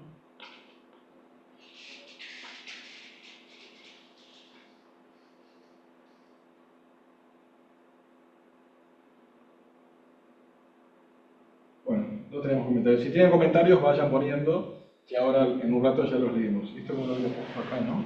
Bien. El soporte que me encontré está fantástico. Está perfecto. El dueño de la maqueta nos va a matar después. ¿Qué hace mi maqueta ahí? Súper arquitectónico. Súper arquitectónico. Bueno, y este es otro ejemplo del movimiento moderno, pero sí de la arquitectura que se construyó en esa época. Es un poco uno de esos edificios que se sale de la norma. Este edificio lo construye Fernando Higueras. Fernando Higueras es un arquitecto brutalista madrileño. Personalmente a mí me fascina, no es de los más conocidos, pero en España es muy famoso. Y tremendo personaje, vida personal muy compleja, muy divertida, para hablarlo en otro momento. Y Fernando tenía una casa, su casa de toda la vida, bueno, una casa que era como una casa tradicional, que se había comprado, lo que sea, y hay un momento en que decide que quiere construirse una casa separada de la casa donde vivía, en el jardín, y construye esto que él llama el rasquinfiernos, porque lo que hace es excavar 2 plantas de edificio en medio del jardín y construye esta vivienda que lo único que tiene es luz cenital a través de unos lucernarios en la parte superior. Y toda la ventilación, toda la iluminación funciona desde ahí. Y es la cueva, o sea, es hacer una cueva, es cavar un agujero, un hoyo y meterse ahí. Entonces, claro, la inercia térmica del entorno pues es fantástico, las condiciones climáticas son fantásticas, la acústica es fantástica, y yo creo que es capaz, porque uno se asustaría y diría, yo no viviría bajo tierra, me agobiaría, pero yo creo que vemos las imágenes, yo no he estado personalmente en el edificio, así que no sé cómo se vive ese edificio, pero vemos las imágenes y vemos cómo esa doble altura que trae toda la luz cenital y cómo esa luz cenital luego se expande por el resto de los espacios y demás. Y yo creo que se resuelve, yo creo que es agradable y yo creo que es una aproximación interesante a cómo podría ser vivir bajo tierra. A lo mejor no hace falta ser tan radical, pero es interesante cómo cosas que a lo mejor nos pueden parecer como muy contradictorias o muy poco apetecibles, luego se ven y se pueden resolver, y yo creo que es una respuesta arquitectónica pues muy interesante y válida también. No, y que pone un concepto que no habíamos hablado, que es el efecto bodega, ¿no? El efecto del enterramiento. En algunos climas, sobre todo en climas templados, a medida que vos te vas en profundidad, Claro. la temperatura se estabiliza durante el año y tiende a ser la temperatura media del lugar. Entonces Madrid, por ejemplo, tiene una temperatura media de 17, Sí. 18 grados, y a unos 10 metros de profundidad, ahí abajo es 17 grados, 18 grados todo el año, ¿no? Ujú. Con variaciones muy pequeñas de 2-3 grados arriba o abajo. Y es otro de las estrategias bioclimáticas también que pueden adoptar las construcciones. Claro, sería un poco complicado ese edificio de apartamentos de 10 pisos, 10 pisos hundidos, ¿no? Pero bueno, capaz que un día aparece un gran pozo. Hay que hablar con los árabes, ¿no? Que hacen cualquiera. Hay que meterle la idea a algún jeque, ¿no? De line, que baje y que suba, ¿no? Total. Algo de eso. Te agarra una inundación y ahí es bravo, capaz, ¿no? Achicando, ¿no? como la de Tokio. Bueno, pero cualquiera de estas, igual la verdad puedes elegir la inundación de cualquier lado, ya es el tuyo. Como un terremoto también. Un terremoto. Bueno, pero ahí el capaz que es más. Está bueno. Capaz de que estás más estable, cerca. claro, Está se te preparado llena- para- Estás en el último piso de 10 abajo y se te llena de agua, y bueno, no sé. Eliseo en Bodega de Eicas tienen esto. Son 4 metros y es ideal para la estabilidad Claro, del relativa vino. del vino. Sí. Tiene unas rejillas de ventilación, unos inlet y unos outlet, digamos, inferiores y superiores. Y ellos dicen que es como casi perfecto, que lo tienen como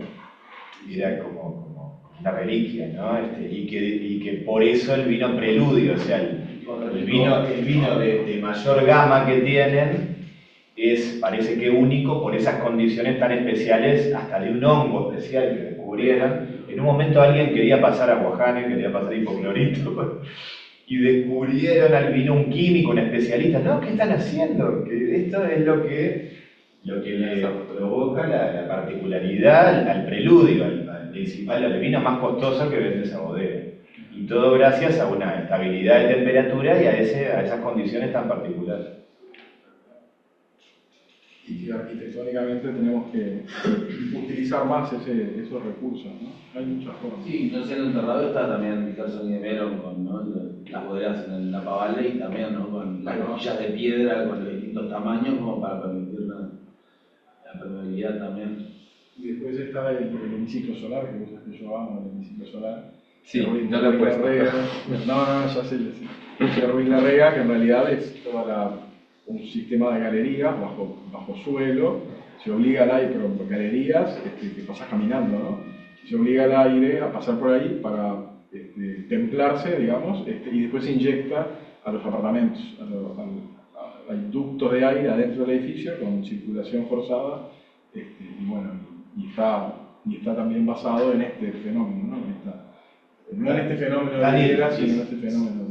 Si se puede, ya que hablaste de mi ciclo, aportar un ejemplo un poco disruptivo también del movimiento moderno, que fue Frank Lloyd Wright. Porque él también fue bastante especialista del sol, con una casa que es de hecho un hemiciclo, y la que nosotros elegimos, Eliseo quizás recordarás que era la casa Jacobs, o sea, la primera casa ausoniana que luego repitió y modularizó con un esquema que era el aprovechamiento de todo lo que Tania ha mostrado, ¿no?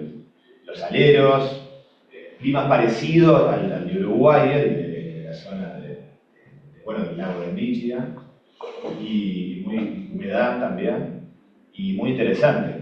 La verdad que hicimos un estudio bastante a fondo Sí, me acuerdo. y es muy interesante, como también como excepción que confirma la regla del movimiento moderno ortodoxo.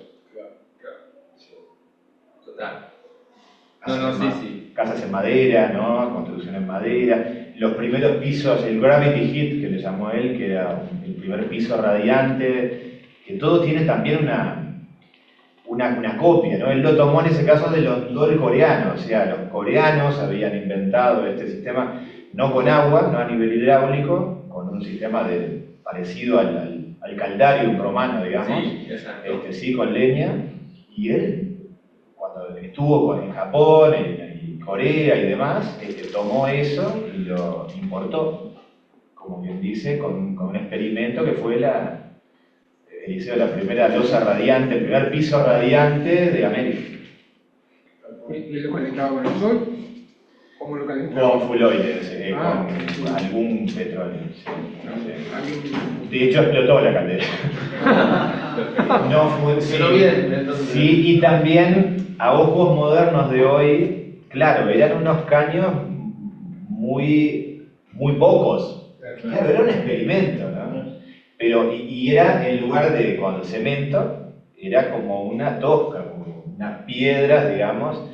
Bueno, pero era un experimento y la visión del tipo en aquel momento es impresionante, es impresionante. ¿Tenemos otra? No, sí, hay excepciones, que quede claro.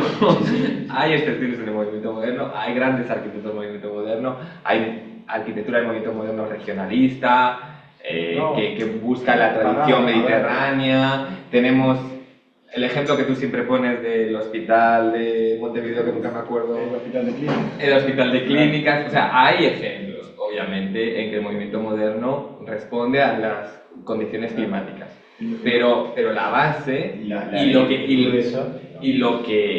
que se ha convertido en el canon y lo que se ha convertido en la raíz de cómo hoy construimos edificios es otra. Y es una aproximación de, bueno, yo hago el edificio y ya lo solucionaré con aire acondicionado y calefacción. Claro, igual por las dudas, para que no se malentienda, ¿no? Para cuando alguien lo esté viendo, porque lo están grabando, no hay una actitud acá de decir qué horrible todos los movimientos modernos, porque indudablemente desde el punto de vista del diseño, de la simplicidad de líneas, de las proporciones, de lo que se hizo. Sigran son increíbles. Claro, o sea, tiene una riqueza proyectual y de cosas desde el que punto de se vista graban. energético. Claro, Esto es una historia de la arquitectura desde la energía. claro, porque en realidad no existía la concepción ni de cambio climático, ni de extinción, ni de agotamiento de los combustibles. Era tipo, chau, ¿no? De hecho, hay una frase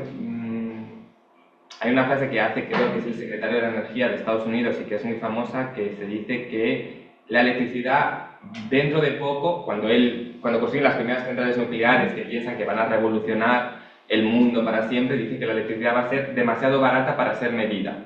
Y él piensa que en 20 años no habrá ni contadores eléctricos, porque la electricidad será tan barata que será ilimitada. Tú tendrás electricidad y será gratis. Porque las centrales nucleares van a generar tal excedente de electricidad que no va a haber ni siquiera esos problemas. Pero es un poco la concepción de que no hay que preocuparse ni de electricidad, ni de combustibles fósiles, ni de nada, sino que tus preocupaciones van por otro lado. Sí, claro. Y ahora entramos en la etapa. Entramos en otra etapa, esta es la etapa que yo he llamado de las energías renovables, que empezaría en 1972. Esta es la única que pongo como claramente con una fecha. Las fechas son arbitrarias en cualquier... pero en 1972 es que pasan muchas cosas interesantes.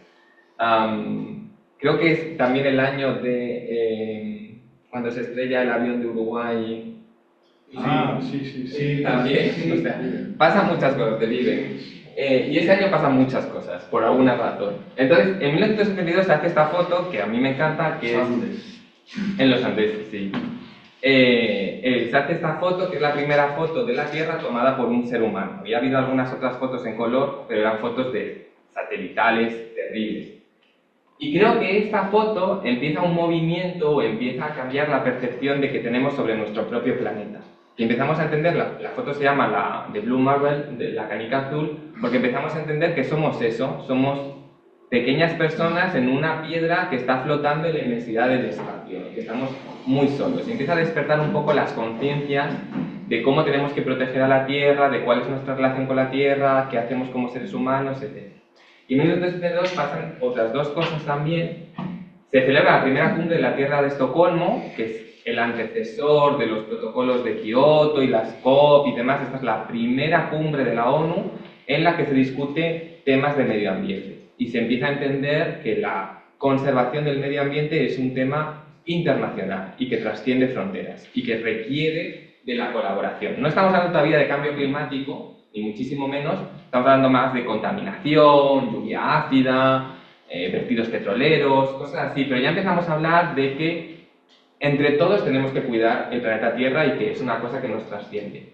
Y se publica este libro para esa misma cumbre, que es el libro de los límites del crecimiento del matrimonio Meadows, en el cual ellos, utilizando los recursos de la época y usando, es la primera vez que se usa como una supercomputadora para hacer una proyección a futuro, es decir, se le pide a una supercomputadora que anticipe qué es lo que va a pasar, y empieza a discutirse y empieza a hablarse de cómo, si seguimos a los ritmos de construcción, contaminación y demás, vamos a llegar a puntos complicados, a puntos de no retorno en los cuales pues, las sociedades pues, se van a ver afectadas porque evidentemente estamos consumiendo más de lo que la Tierra es capaz de generar. Y este es el primer momento en que esto empezamos a medirlo cuantitativamente. Y ocurre una cosa, y en el tema de las energías empieza las energías renovables. Y empieza, en 1954 se produce el primer panel de silicio.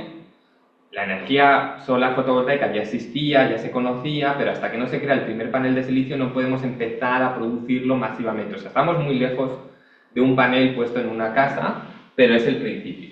Y esa es la primera aplicación, una de las primeras aplicaciones, que es el satélite Vanguard, que se manda al espacio en 1958, que tiene paneles fotovoltaicos, es una de las primeras aplicaciones, y el Vanguard es el satélite que más tiempo lleva en la atmósfera desde entonces. O sea, desde el año 58 lleva dando vueltas y sigue funcionando gracias a que tiene paneles fotovoltaicos. Es decir, empezamos una revolución en la manera en cómo entendemos la energía, porque ya podemos empezar la propia energía en el sitio en el que se va a consumir. Eso es revolucionario hasta ahora. Y eso se empieza a ver, por ejemplo, en las curvas de consumo y producción. Al principio la energía fotovoltaica va muy lenta, pero empezamos a ver todo como a partir de los años 2000 más o menos se dispara. Y ahí lo ven comparado con los consumos de carbón para la generación de electricidad. Y vemos como hay muchísimos países en los que los consumos de carbón, España, Francia, Reino Unido, desde el año 2000 hasta ahora, han caído hasta prácticamente cero. Ya no usamos carbón para generar electricidad. Uruguay nunca lo hizo, pero mejor por ustedes. Y como otros países que sí todavía lo usan, ha caído drásticamente. Y en todos vemos los saltos en la producción de las energías renovables. Las energías renovables en los últimos 25 años han crecido exponencialmente una barbaridad. Y esto empieza a afectar también a cómo entendemos la arquitectura. En los años 70, otra cosa que ocurre es que en el año 73 empieza la crisis del petróleo, no hay petróleo, tenemos un descenso en los recursos energéticos y tenemos que buscar maneras más eficientes. Se empieza a combinar todo. La preocupación medioambientalista por un lado, la escasez de petróleo, de la energía, la escasez de energía por otro lado, y empezamos a generar nuevas arquitecturas que respondan a ambas cosas, a escasez energética y a preocupación medioambiental. Entonces, por ejemplo, tenemos este ejemplo que a mí me parece muy interesante y también muy divertido. Tiene esta cosa naif de los años 70 en que, bueno, pues pensabas que las cosas se podían hacer así, muy experimental, que es esta casa de Nuevo México, en la cual básicamente tiene 4 muros, no sé si los ven ahí abajo, son 4 muros llenos de bidones rellenos de agua. Y esos muros se exponen a la fachada sur y tienen unas paredes que literalmente se bajan o se levantan. Entonces la idea es muy sencilla. Durante el invierno, durante el día, es el invierno en Nuevo México, así que hace bastante frío durante el invierno, se bajan los paneles, se exponen los bidones, recibimos radiación solar, calentamos el bidón de agua, cuando llega la noche cerramos las paredes, es decir, nuestro edificio se transforma y entonces durante la noche ese calor lo introducimos dentro de la vivienda y calentamos la vivienda durante la noche. Y en verano pasa lo contrario, durante el día está cerrado para evitar la radiación solar, llega la noche, desplegamos las paredes, se caen y entonces enfriamos los bidones de agua por la energía térmica y cuando llega la mañana volvemos a cerrar y entonces esos bidones de agua están fríos, están a una temperatura más baja y permiten refrigerar relativamente el espacio interior. Te doy un poco más de contexto. Eso es en un clima desértico donde tenemos durante el día temperaturas muy altas y durante la noche temperaturas muy bajas, ¿no? El sistema que hoy por hoy aprovecha uno de los data centers de Meta, de Facebook, y empezaron a instalar data centers en el medio de los desiertos para copiar esta misma tecnología y enfriar los servidores con un sistema bastante más tecnológico que esté, ¿no? Esta foto, Claro. cuando la vi en tu cosa hacía pila que no la recordaba. Ahorra energía también con ese sistema. Claro, sí, sin duda. Muchísima energía. Mucha energía, porque disipan en la noche y durante el día disipan contra agua. Entonces el agua enfría a los servidores, que es agua caliente, en la noche circula al Muy poca exterior. electricidad. Muy poca. Y un data center es un lugar que tiene tremendo consumo de electricidad. Creo que unos polacos inventaron hace un par de años la evolución de esto, digamos, que es un doble vidrio porque tiene agua. Y entonces, como que, claro, ahora lo mecanizado, con alguna circuladora o de alguna manera, pero aprovechan lo mismo de una manera contemporánea, digamos. Ni idea. A mí me Es parece, todo física, ¿no? a mí me parece muy graciosa esta idea de que el edificio cambie Sí. en función del clima, ¿no? Porque en el fondo estaría muy bien que nuestros edificios Se me ocurren se mil quitasen problemas, ¿no? cosas. Se rompió la cadera, Total. ¿no? Matarme el dolor de la espalda y subir a bajar la pared todos los días. O sea, Sí, sí, seguramente tenga personas mayores, Claro, ¿no? seguramente. Claro. ¡Ay, venís a subirme la pared! ¿no? La automatización de eso, ¿no? Claro. O sea, sería como la siguiente pregunta. Se me trancó la roldana ahí. Claro, no puedo le subir ponemos por acá. sensores, se trancó, claro. Claro. Sí, uno no es consciente de lo... Eso en la primera versión de esta presentación lo hice y luego lo quité. Uno no es consciente de lo mucho que depende de la electricidad hasta que tiene un apagón como el que pasó en abril en España. El país se colapsa y descubres que todo funciona con electricidad y que no puedes hacer nada. Le hicieron cambiar el chip. Lo que pensaba. No, la tuve, la quité porque me pareció que era ya muchas cosas. Este, por ejemplo, es otro ejemplo que me parece muy interesante, porque estos arquitectos son unos arquitectos británicos que se proponen el reto de cómo puedo ventilar un edificio solo con sistemas pasivos sin utilizar ningún sistema artificial, sin usar ventilación mecánica. Entonces crean todo un sistema de chimeneas de diferentes tipos, formas, ubicados a lo largo de esto, que es una facultad de la universidad, creo que es la Facultad de Comunicación Audiovisual, o ahora es esta, desde luego, y entonces crean todo un sistema por el cual el aire entra por determinadas rejillas que están en la fachada y está todo diseñado para producir una ventilación constante en todos los espacios. Entonces son capaces de ventilar toda la universidad sin usar ningún sistema artificial, sin gastar electricidad y manteniendo un confort continuo de renovaciones de aire y demás. Aquí solo estamos hablando de ventilación, no estamos hablando de acondicionamiento térmico, aquí hay... O calidad del aire también, porque si está en un entorno, por ejemplo, muy polvoriento, Ya. o muy urbano, muy céntrico, con contaminación, digamos, de vehículos y demás, es un poco el límite de este tipo de cosas, ¿no? Para el mundo contemporáneo. Sí, eso obviamente es una limitación. Funciona. ¿En dónde? En Nueva Delhi donde funciona. Ahí está, claro, está bueno, ahí está bueno el extremo a veces para... Claro, exacto. No, en Nueva Delhi no lo recomiendo. No tenemos ninguna pregunta. Dakar. Pero también, o sea, depende.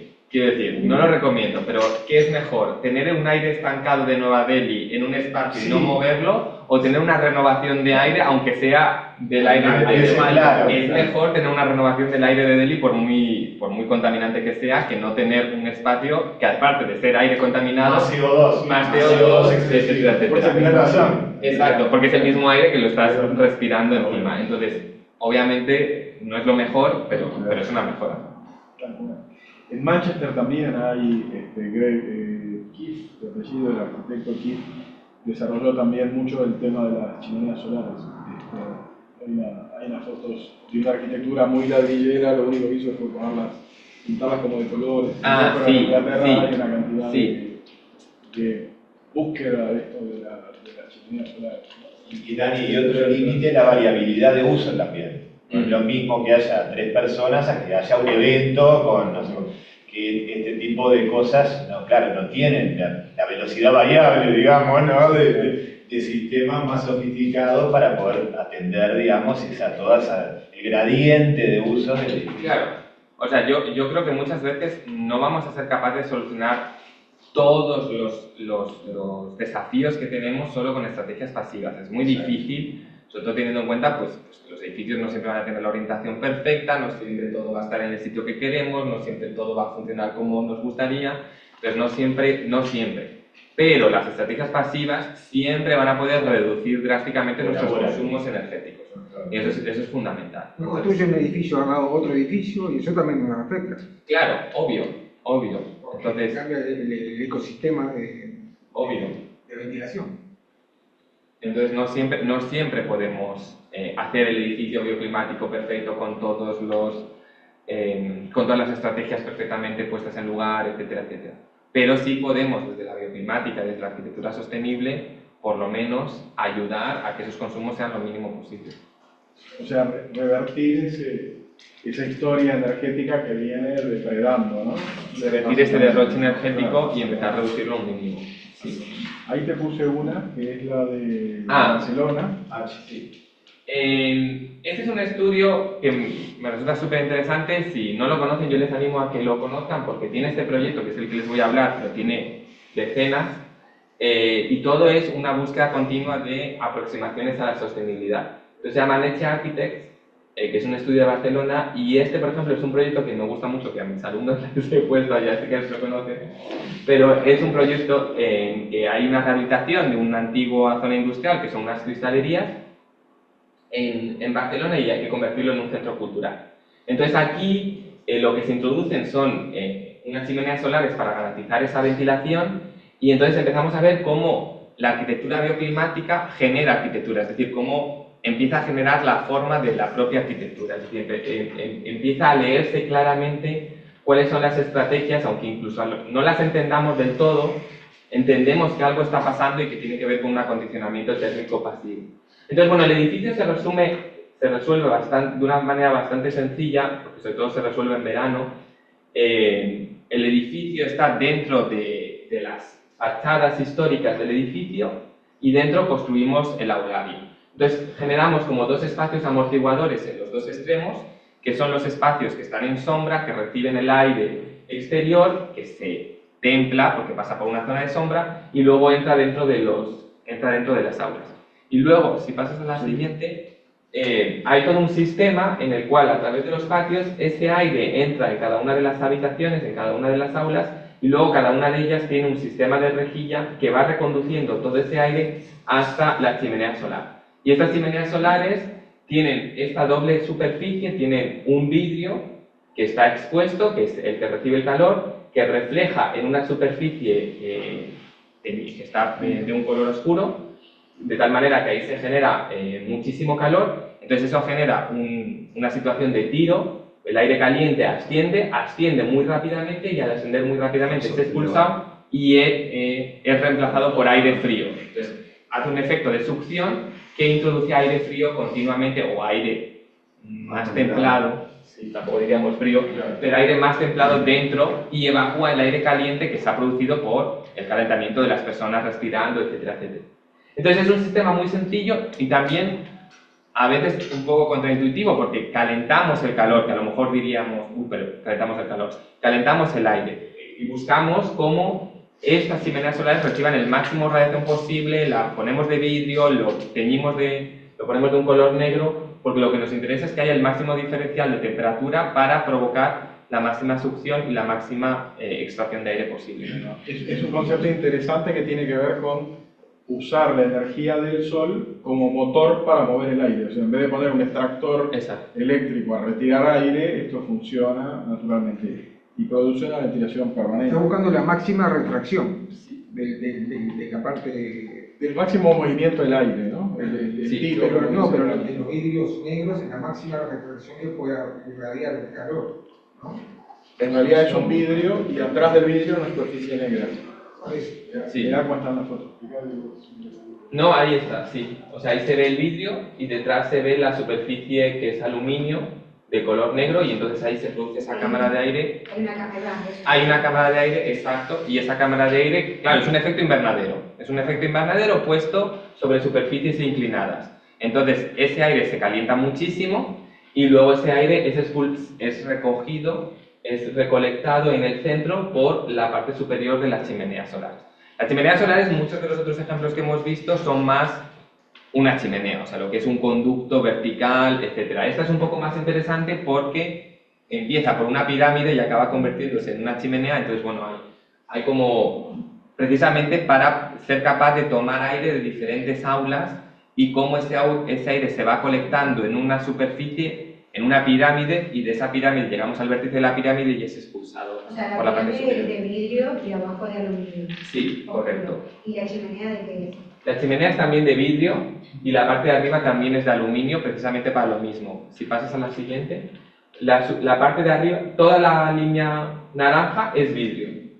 La línea verde sería el aluminio de color negro. Y la parte de arriba también es de un color más oscuro para también asegurarse de que la parte superior, justo donde están las aperturas, también reciba el máximo de radiación posible y que el calor se concentre ahí. Es decir, intentamos que la temperatura sea lo más alta posible en toda la superficie de la sección. Otra cosa contraintuitiva, ¿no? Otra cosa contraintuitiva, porque estamos calentando el máximo posible una superficie, pero al calentar el máximo posible una superficie conseguimos enfriar el máximo posible los espacios interiores, porque hay una diferencia de temperatura que es la que mueve el aire. Sin esa diferencia de temperatura el aire circularía muy lento y entonces no funcionaría el efecto. Pero aparte es automático, porque cuanto más sol hay, Cuanto más sol hay, ventilación más hay. rápida es la velocidad. Pero siempre tienes que tener ventilación cruzada. Sí, tienes que tener ventilación, claro, tienes que tener una entrada de aire lo más frío que puedas. En este caso ese aire es el aire que pasa a los patios a través de todo un entramado de ladrillo y demás, y ese aire es expulsado por una serie de conductos que hay en los laterales de las aulas. Hay unas rejillas en la parte superior de las aulas y ese aire caliente es expulsado por ahí. Tienes que tener ventilación cruzada, tienes que tener una entrada y una salida. Si cerrases las ventanas, chao, marchaste, empezaría a calentarse el aire, el aire caliente empezaría a bajar y te asarías dentro, te asarías dentro del aula.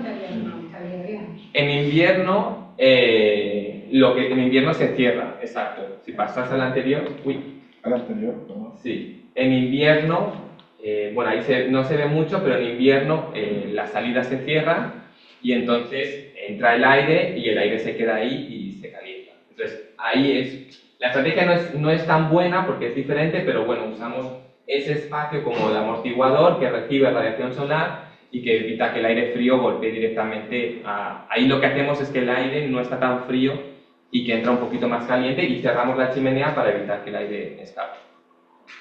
Dani, consulta, ¿este edificio sabes si tiene un sistema auxiliar o de ventilación mecánica? Tiene un sistema de ventilación mecánica para mover el aire. Claro, O sea, pero dentro no de- aire acondicionado tradicional, digamos, o tal vez chiquito. Ahí ya me apuras. Sé que los sistemas Tal vez de... minimizado, como backup, o... Bueno, Estas son el tipo de cosas que tú las proyectas bien y luego a lo mejor llega a la práctica y a los 3 años alguien le pone un aire acondicionado. Exacto, por eso. Pero por sí eso. sé que para asegurarse de que el aire que entra sea completamente expulsado, sí que hay un ventilador dentro de los conductos que ayuda a eso. Para forzar, digamos, un Fuerza, poquito más. hay un tiro natural, pero Días es forzado. intermedios, por ejemplo, de sol, ¿no? Para días intermedios de Sí, sol, por ejemplo, Claro.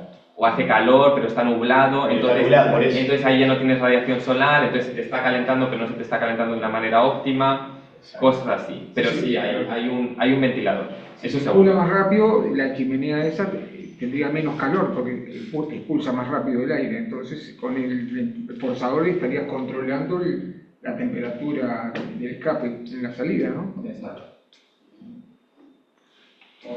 Sí, y esta ya es la última. Esta es una casa que me parece muy interesante, es otra casa experimental. Es la casa de Corcho, es una casa del año 2019 de unos arquitectos británicos que hacen un proyecto de investigación con varias universidades británicas. Y entonces ellos tienen una reflexión como muy integral de la sostenibilidad y de todos los usos energéticos. Entonces aquí hay una reflexión sobre cómo se recicla un edificio, que es un tema que no hemos ni empezado a pensar cómo reciclamos los edificios. Llega un edificio al final de su vida útil, que también hay que discutir cuándo es el final de la vida útil de un edificio, pero llega al final de la vida útil de un edificio, lo derrumbamos, lo llevamos al vertedero y nos olvidamos del tema, y eso es una mezcla de plásticos con ladrillo, con hormigón, con todo mezclado, y va a un vertedero y se acabó. Y ellos hacen esta reflexión de cómo un muro, por ejemplo, pues son como muchísimos materiales. O sea, tenemos aislante, tenemos impermeabilizante, tenemos muchos materiales todos mezclados que, claro, es imposible reciclarlo porque habría que ir separando material por material y nadie quiere invertir el dinero en eso. Entonces ellos lo que deciden es buscar qué material podría usarse que fuese aislante, que fuese estructural, que fuese el acabado, que fuese el exterior, que fuese todo. Y entonces llegan a la conclusión de que este material es el corcho. Entonces lo que empiezan a usar, el corcho es un material fantástico porque el corcho se extrae, es como la madera, pero el corcho se extrae de la corteza de los árboles, entonces ni siquiera talas el árbol, porque solo le quitas la corteza se regenera y 10 años después le vuelves a quitar otra vez la corteza. Entonces no hay que ni talarlo. Pobre árbol. El árbol parece que no se queja, hasta que sepamos. De hecho, si ven una plantación de corcho, es como muy gracioso porque es como que al árbol le han quitado la corteza como de la rama hacia abajo y entonces está como desnudito y luego tiene corteza en las ramas, pero la parte de abajo se ve libre. Entonces, el corcho básicamente lo usamos para hacer tapones de corcho de botellas de vino. Ese es el principal uso que tenemos hoy en día. El más útil. No lo sé, pero antes el corcho se usaba como material aislante y se ha usado como material aislante en muchísimas aplicaciones. Si van a Madrid, por ejemplo, al Matadero de Madrid, que ahora es un centro cultural, hay algunos muros en los que se ve la sección constructiva, porque han roto el muro para meter una ventana o lo que sea, y se ve ladrillo, corcho y ladrillo. Y el corcho se usaba como material aislante hasta que empieza a desarrollarse los derivados del petróleo y entonces es sustituido por otras cosas más baratas.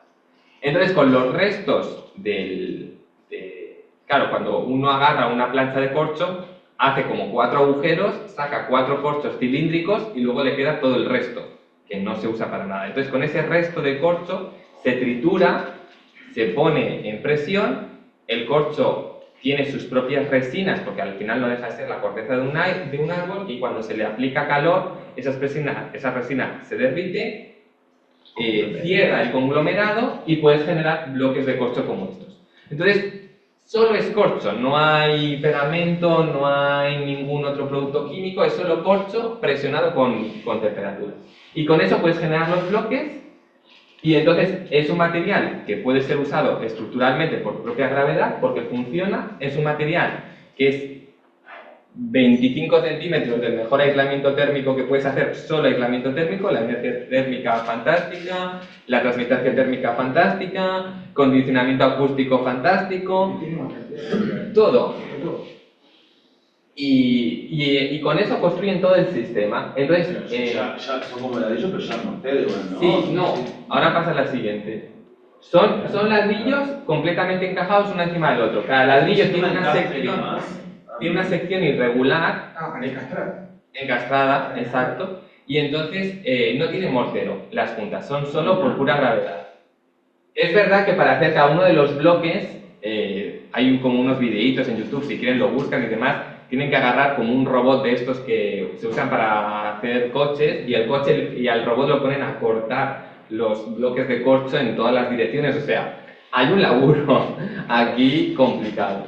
Pero van tallando los corchos, van haciendo los encastres diferentes, cada bloque se pone encima del bloque, no hay mortero, no hay unión, y con eso se hacen los muros y se va haciendo estas especies de pirámides que son estructurales por sí solas y que no requieren nada más. Hay un par de elementos estructurales, porque hay un par de dinteles, hay una viga de atado, porque no solo con el corcho se puede. Eso es de madera, o sea, hay un poquito de estructura, pero prácticamente el 100% es de corcho, y con corcho se soluciona todo el edificio. Al final, en la parte de arriba hay unos lucernarios, que son los que introducen la luz, y generan estos espacios que son como... y generan esta arquitectura que es muy interesante y que es un poco volver, pasar a la siguiente imagen, eso es un poco volver, esta es un poco la imagen del interior, es un poco volver a esa idea de la cueva, del espacio interior, es un poco una pirámide invertida, a mí me parece muy interesante. Y por ejemplo hay como varias decisiones como muy radicales, porque el corcho se puede quemar, obviamente. Entonces lo normal hubiese sido que el corcho se lo hubiese aplicado pues a algún material retardante para protegerlo, no sé qué. Entonces, claro, si hubiese sido un material tóxico, que entonces el corcho no hubiese sido, no se puede reciclar o no sé cuánto. Entonces ellos toman la decisión de que no se aplica eso, el corcho se deja en su estado natural y lo que se hace es un sistema, es que ahora me va a salir en inglés, de sprinkles, Estamos igual. de sprinkles y con el sistema rociadores. De aspersores de agua y entonces toda la casa está con sprinkles para, en caso de incendio, los sprinkles entran en funcionamiento y se soluciona el tema. Pero no le introducimos el material no introducimos otro material al corcho, sino que lo dejamos en su estado natural. Y por fuera no tiene ningún tratamiento ni nada. Hay todo un tratamiento de cómo evitar que el agua toque el corcho, porque es verdad que el corcho es un material poroso y si se moja... Por eso también está levantado el piso. Está levantado el piso y si vas al anterior,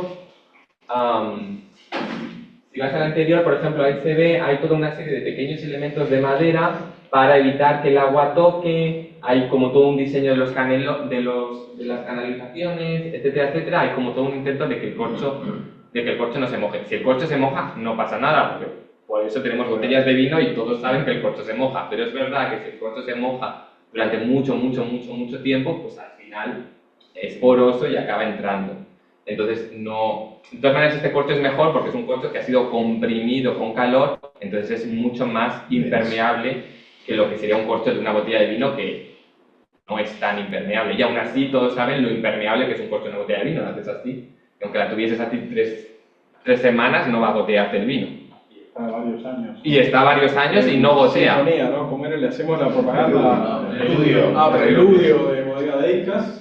Con respecto a lo del corcho, que vos decís, es ignífugo, no es que se carboniza, pero Sí. no se propaga. Es difícil, sí. No se propaga en realidad. Y también otro factor que tiene también es anti-insectos. Que no, Sí, eso no- desde luego. Claro, pero no hay...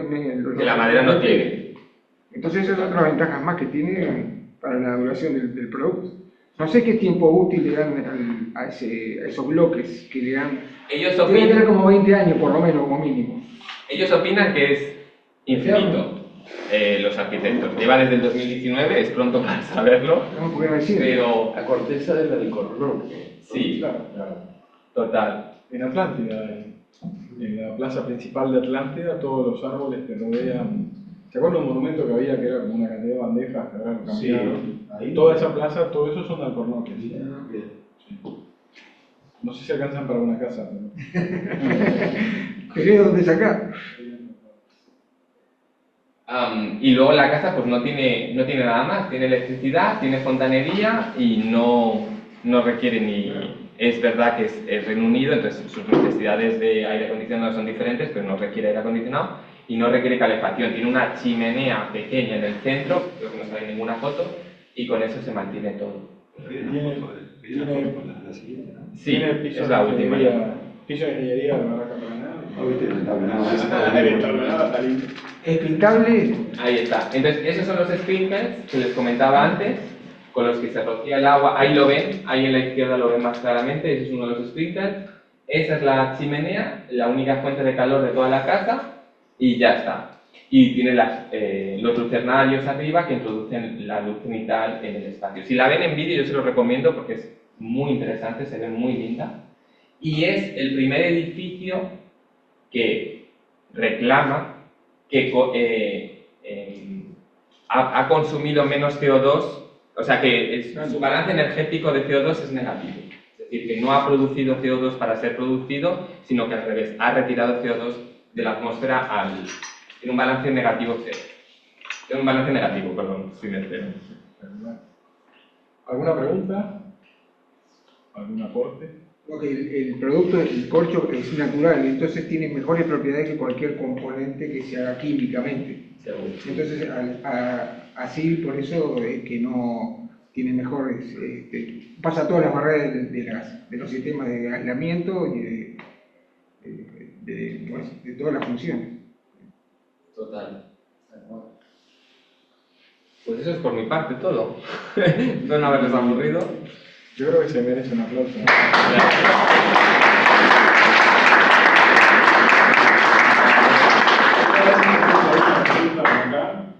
Mis amigos de Instagram, ¿cómo están? No sé si, mira, lo consulto, ya que mientras más sol, mejor el funcionamiento. Supongo que Jelly se refiere a la A la chimenea ¿no? solar, sí. Ahí va.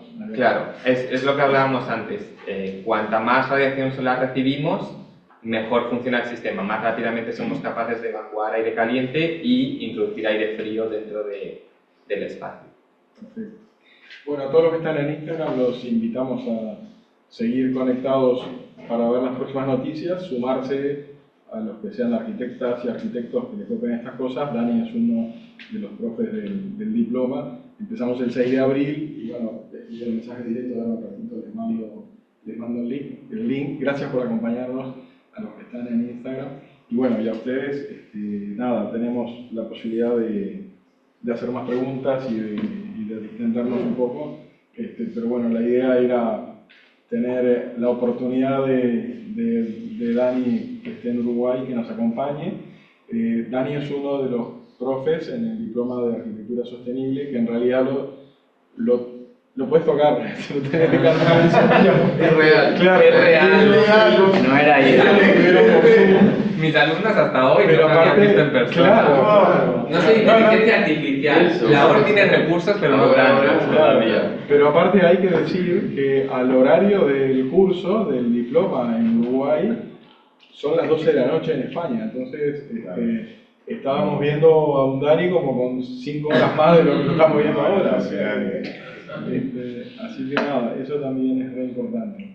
Hay unos QRs, por si quieren buscar información del diploma también. Por supuesto que están en contacto, todos tienen mi teléfono o mi correo. Se les mandó un mail también de contacto al registrarse a la charla.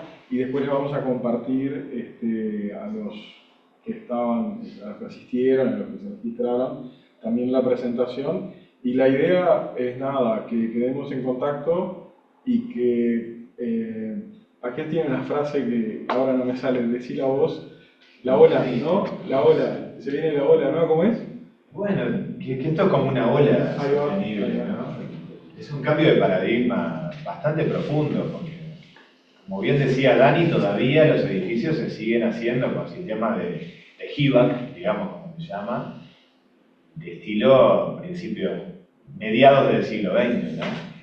Y hay mucho para hacer en esto, pero tiene que haber un cambio de modelo. Hay esfuerzos por Estados Unidos, hay esfuerzos por Europa, hay esfuerzos por Uruguay ahora, y hay que contagiar más, ¿no? Sí, yo tengo la visión de que es un cambio que se está produciendo, que como todos los cambios, estamos todos muy acostumbrados a ver contenidos en 15 segundos y que las cosas pasen rápidamente, pero están habiendo cambios estructurales importantes en Uruguay, por lo menos con todo lo que tiene que ver con la industria de la madera. Willy nos Lo que hablábamos ayer. Lo que hablábamos ayer, ¿no? La función esa que estamos tratando de hacer de evangelizar para los cambios de materiales. Bueno, que no son pionero, fáciles. tarea de pionero. Sí, pero es una lucha comercial que Con el muchas status veces, quo. en la posición nuestra que es comercial, muchas veces la perdemos esa batalla. Entonces, en la diaria uno trata de evangelizar, de tratar de cambiar en pequeñas cosas los materiales, chocás con lo comercial, dejás que siga el curso, incluso cuando una ley no te ampara y no te ayuda. Claro. Ayer teníamos la discusión en la empresa con el liceo, hablábamos un poco de la batalla entre el CCA y el MSA, y nosotros estamos hace mucho tiempo tratando de que los proveedores cambien a MSA, tratando de que el CCA tenga un freno, que no lo logramos, y la mayoría de las ventas pasan por CCA, pero cada venta que hacemos, cada charla que tenemos, te dicen, che, no te querés pasar. Y muchas veces te escuchan, y yo creo que yo estoy en la madera del 88, trabajo con madera que ya están extintas. Yo llegué a vender incienso, Petreví, que vos decís, bueno, hoy están los libros. Entonces, yo creo que la gente joven, estamos en la empresa, estamos diciendo, bueno, hace años, prepandemia, estamos tipo 3 años prepandemia, va para la madera, y estamos tratando de que todo se una. Hoy aparecieron actores como Sarmorial, que maneja reforestación. O sea, nosotros ya tenemos, incluso acá en la ORT hay una reforma que llevó un panel de madera de haya reforestada, que tiene control de bosques, la madera que traemos de Finlandia tenemos tratada. O sea, cuando hablabas vos de desnudar el alcornoque, yo estaba pensando que la madera que traemos nosotros de Finlandia es una tala del tercio superior de los árboles selváticos alemanes de Finlandia. O sea, ni siquiera tala por completo, limpia. Esa es la madera de lo que dice hacer la tala. Entonces, como que sentimos que no hacemos mucha fuerza en el campo, pero vemos que esa ola es a través de gente que dice, no, para, material. Yo quería comentarles una cosa, cuando mostraron los edificios de piel de vidrio, nosotros, a ver, los proveedores recibimos muchos cursos, muchas charlas, a veces comerciales, pero muchas veces técnicas. En determinado momento viene gente de Estados Unidos, de la empresa USG, y viene el director de la división Casas y el director de la división Edificios. Vinieron a dar una charla en Argentina y logramos que cruzaran. Entonces, el de las casas decía, bueno, nosotros lo que tenemos es el problema de los sellados de las aberturas. Nunca hacemos mantenimiento de sellado, porque no vas a mantener un sellado. Entonces tenemos que dirigir las aguas, o las barreras de agua, pero el de los edificios decía, yo tengo contaminación en los edificios. Al no renovar el aire, se me contaminaron los edificios. Hubo un juicio muy grande en la empresa de cielorraso montable, que se lo ganaron porque había esporas, había contaminación en las placas de cielorraso montable. Entonces hoy, o sea, la arquitectura sigue igual, pero lo que tuvieron que cambiar fueron los materiales para que fueran aptas para poder vivir. Entonces vos tenés edificios que si no pones placas con un tratamiento antibacterial, no te las permiten poner. Pero fue a raíz de que el edificio se contaminó. No solo en la parte de energía. Vos cuando decías que 176 millones de kilowatts llegó a ser el edificio. Pero en la línea de tiempo, ¿cuánto lleva consumido para que eso esté climáticamente confortable? Sí, incalculable. Bueno, pero tuvieron que cambiar los materiales para que pudieran estar adentro y poder respirar sanamente. Entonces esa ola nosotros la vimos, la tratamos de acompañar, es remar el dulce de leche, no te ayudan las leyes, pero bueno, empezaron a aparecer actores que tienen fuerza. Digo, yo creo que Arboria lo va a traccionar de una manera que va a llevar a unas construcciones que parte ya de la materia prima que es sustentable, que es controlable, que hay una ley forestal, que ya no tiene productos, salvo el pegamento que también está controlado. Yo creo que vamos por buen camino. Y ejemplos construidos. Pioneros que terminan siendo, bueno, terminan haciendo un inicio que contagia, que si luego se traslada bien el mensaje, puede generar el Yo creo que lo que soy más hincha es de la ola. Yo creo que la ola es la que puede llegar a empujar, a romper, a invadir, y no los actores que están de este lado viendo la ola.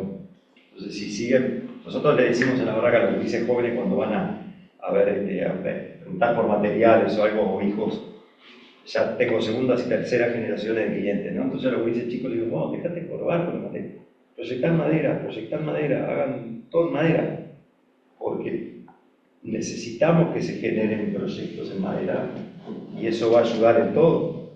Nosotros quedamos afuera del bloque celular, porque como comercio, por ignorantes y por poco visionarios, cuando veíamos en los 2000 el bloque RETAC, íbamos a las exposiciones de Brasil o de Argentina, y en Argentina agarramos RETAC y decían, el bloque. Y sin embargo, a nivel comercial son millones de metros cúbicos y hoy nadie cuestiona. Sí, pero estuvo en el 2000, después como que nadie lo usó. Lo que pasa es que, pero ¿qué fue lo que cambió? La ley de conductancia térmica en los edificios. Claro.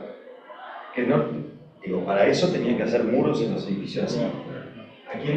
¿Cómo hacían un edificio? ¿te acordás aquel bloque blanco a Berti? Bueno, pero esa ola fue un cambio de reglamentación. Entonces, si hoy y mañana dicen, bueno, lo que decíamos ayer, una fecha límite del CCA, 2035, 2040, bueno, trabajemos para que se... Pero eso también puede ser como lo que pasó en Lodre. Puede decir que el incendio fue provocado por los desarrolladores de los ladrillos para poder vender ladrillo y modificar. Claro. ¿Quién dice que la modificación de la ley de tramitación Algo térmica tiene que no decir. tuvo algún empuje desde algún... Tal cual. Y también uno, en estos cambios de paradigma, decir, bueno, no, qué difícil, no se puede. Y de repente nos viene a la mente el cambio de la matriz energética en Uruguay, ¿no? Y yo cuando era chico, había apagones en Uruguay. Yo vivía por Y entonces se cortaba la luz en 4 días. El Se importaba energía. En casa había una lámpara Aladín. Claro, Que tenía la- yo tengo guardada todavía, recuerdo. Exacto, bueno, exacto. Sí. Y si te remontás a ese momento, decís, bueno, la verdad que sí, es imposible cambiar esto, va a seguir porque no. Bueno, ¿qué se hizo? Un poco lo que vos decís. La ingeniería inversa de arrancar por el principio, una voluntad política. Luego, el campo fértil, digamos, para, bueno, mirá, ahí está la COMAP, hay digamos, incentivos, hay academia detrás, porque también es lo mismo, hay una cosa bien hecha que termina generando ¿qué? Ejemplos construidos, exitosos y rentables también, no hay que olvidarse de la rentabilidad, tienen que ser cosas que terminan cerrando el círculo, ¿no? Y bueno, cuando tenés los 3 pilares de la sostenibilidad, que es el social, el económico y el ambiental, sí se puede.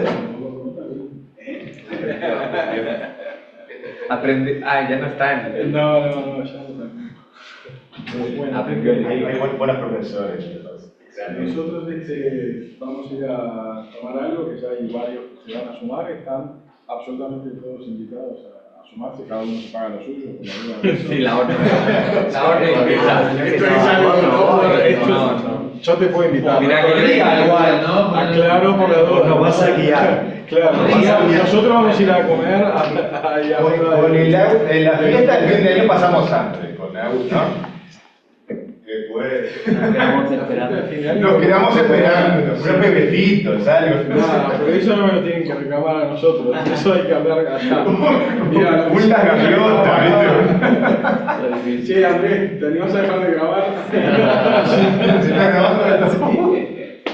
Tenés que ir a hablar a la oficina del gobierno, del decano. Bueno, gente, la verdad que se Bueno, ya nos había aceptado. Sí, terminé No, el el Tecma Sí. era como una gran cena medieval, así por esa mesa. muy bueno. Y la mina de